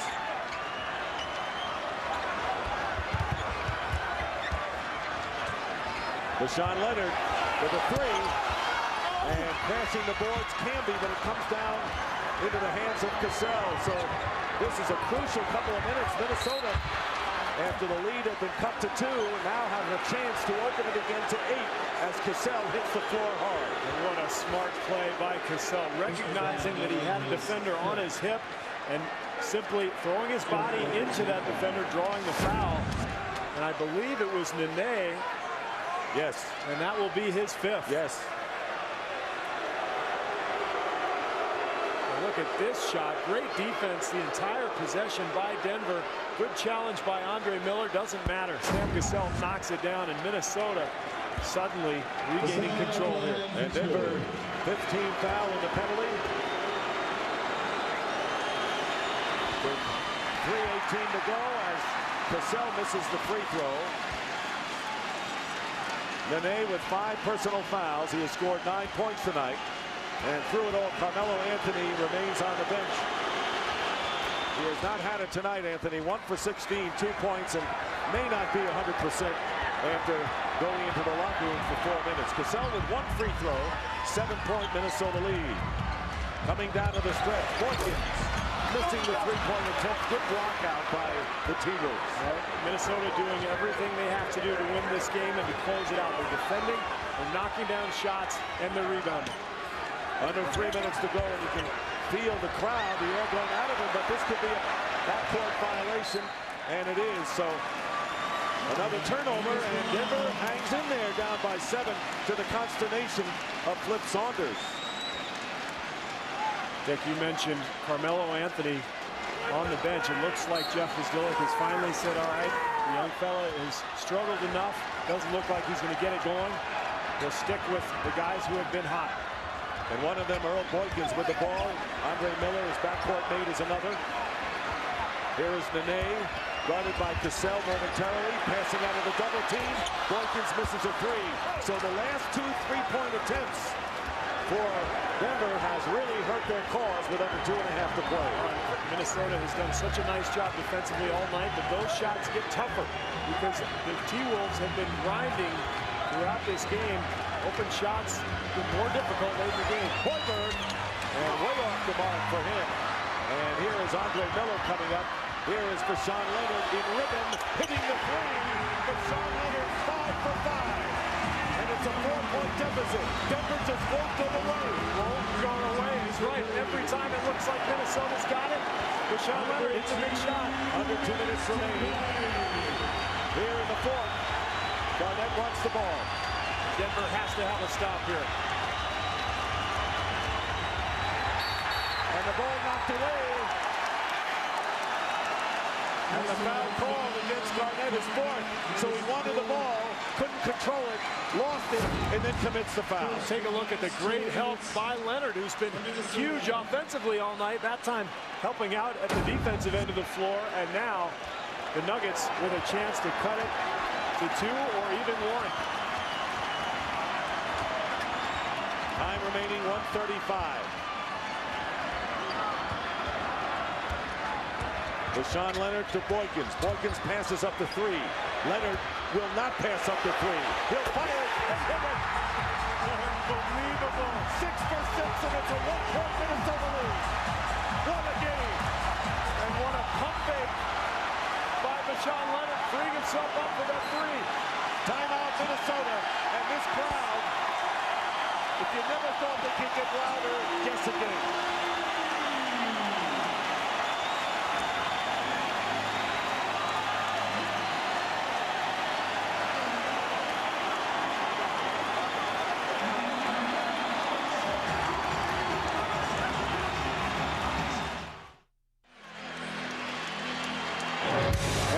To refer to the futility of the Minnesota Timberwolves in postseason, Steve, and faced with it again, and a 1-point lead on the road could be 2-2. Who knows? Well, Denver has done its job here tonight, and they've done a job in the papers all week talking about this futility that we're looking at here. And if there are any doubts in Minnesota's minds, they may show up here. But you know what? I don't think Sam Cassell or Latrell Sprewell care what happened in Minnesota 7 years ago, do they? This is about this season, and this is about this team. And this victory is right there for Minnesota if they can execute down the stretch. And how about Deshaun Leonard, University of Minnesota product, who has come back to haunt the team from Minneapolis. He has personally kept the Nuggets in this game tonight, here in the fourth quarter especially. Here's Latrell Sprewell with a 3. So that'll quiet this throng somewhat as the Timberwolves open up a 4-point lead under a minute remaining in regulation. Huge shot by Sprewell and great offensive execution by Minnesota. I think Denver felt that the T-Wolves would probably go to Garnett. Instead, they ran the screen and roll, freed up Sprewell. And knocked away by Garnett, and the possession, and a big one for Denver going by the boards. That was a critical possession for Denver. Neither team has a foul to give. 10 on the shot clock. Cassell, and the rebound by Camby. They have been out by 4. It's a 2-possession game. Nene makes it a 1-possession game with 18.7. It's 84-82. And you got a foul. You got a foul if you're Denver. And they're going to foul Sprewell with 12.1. And Sprewell, who has not gone to the free throw line tonight, will go to the stripe for 2 crucial free throws. Oh, I'm surprised Sam Cassell didn't keep the ball in his hands, but I think he recognized that they could run a little clock, run some time off that clock. But Gasol's the guy you want at the line. Sprewell, as we said, has not been there yet tonight. And Minnesota has been only 2 for 6 here in the fourth quarter.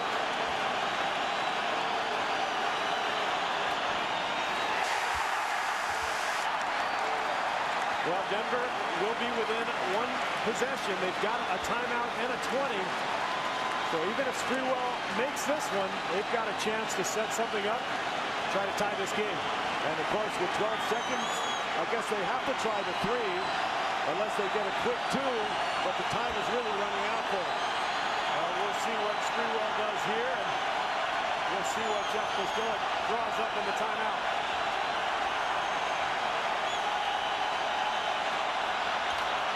He missed the ball. Timeout. 11.4. Latrell Sprewell with a chance to make it a 4-point game, a 2-possession game, and maybe clinch it for Minnesota. Comes up empty, and the Denver Nuggets still have hope, trailing by 2 with 11.4 remaining. We'll return to the Pepsi Center in Denver in just a moment. And tonight's Gatorade X Factor. How about the Denver bench outscoring Minnesota 19-11? And that has been key with Earl Boykins, the key man down the stretch.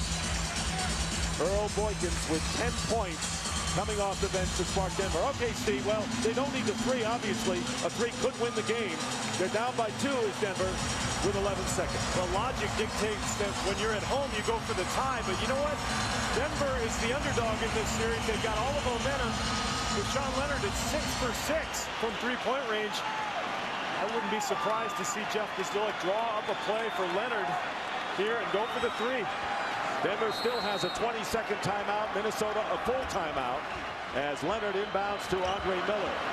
This is it for the Denver Nuggets if they want to hang in there against Minnesota. Andre Miller with a fall away, misses, and Garnett has it. Now it's Leonard.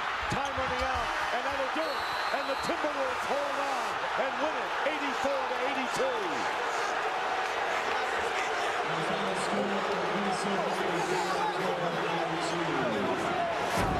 Well, the story of the game for Minnesota was its defense, and you'll see Trenton Hassel here matched up against Andre Miller. He did a great job on Carmelo Anthony all night. Does a great job against Miller.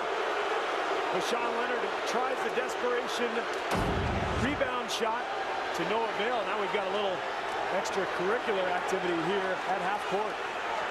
And what a disappointment for this great crowd of 20,000 here and there's Kevin McHale trying to duck away from the fans. Ronald Lisiak right in the middle.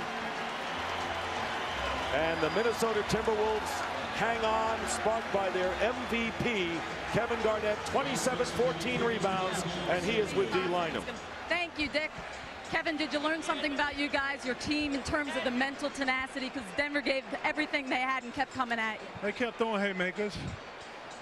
It's not easy playing up here. You know, Vashawn made some really, really big shots. And they made shots, man. We had times we miscombobulated. We're not playing our best right now, D. You know, we know that. But we're beating them. We're playing like crap and we're beating them. So we have to continue to stay confident, stay with each other, and that's what we did. You came early, 3 hours before tip-off. I was told you've never done that before. Why did you make that decision? Because I felt like in order for us to win, I had to initiate it. The third game, I played like crap, man. I wasn't happy with my play at all. Tonight, I wanted to come out. I wanted to be aggressive from the giddy up. And late, I wanted to, you know, get my teammates into it. Made a couple, you know what I'm saying, mistakes that I got to look at. But other than that, we got to win. So now we're going to go home and close this out. Yeah, because you don't want to come back to this building. Is that fair to say? No, it doesn't matter. I play on the streets of Brooklyn if I got to. It don't matter. But we're going to close this thing out when we get home. Kevin, thanks for your time and congratulations. Well done. What's up, Ma? Well, D, Minnesota has won 3 games in a playoff series for the first time ever, but they still need 1 more against the scrappy Denver team. Look at Barry and Sprewell getting after it. A lot of emotion here tonight. It was an emotional game from the beginning, and it was emotional even with the comments made by both teams during the time between games. Our final score, once again, the Minnesota Timberwolves 84, the Denver Nuggets 82. They take a 3-1 lead, can wrap it up at home. For Steve Kerr, D. Lynam, and our crew, Dick Stockton saying goodnight from the Pepsi Center in Denver. The NBA playoffs on TNT, once again, your exclusive home for the Western Conference Finals. And right now, let's send it to Ernie, Kenny, Charles, and Alonzo Mourning for Inside the NBA, presented by Hyundai for all the post-game reaction.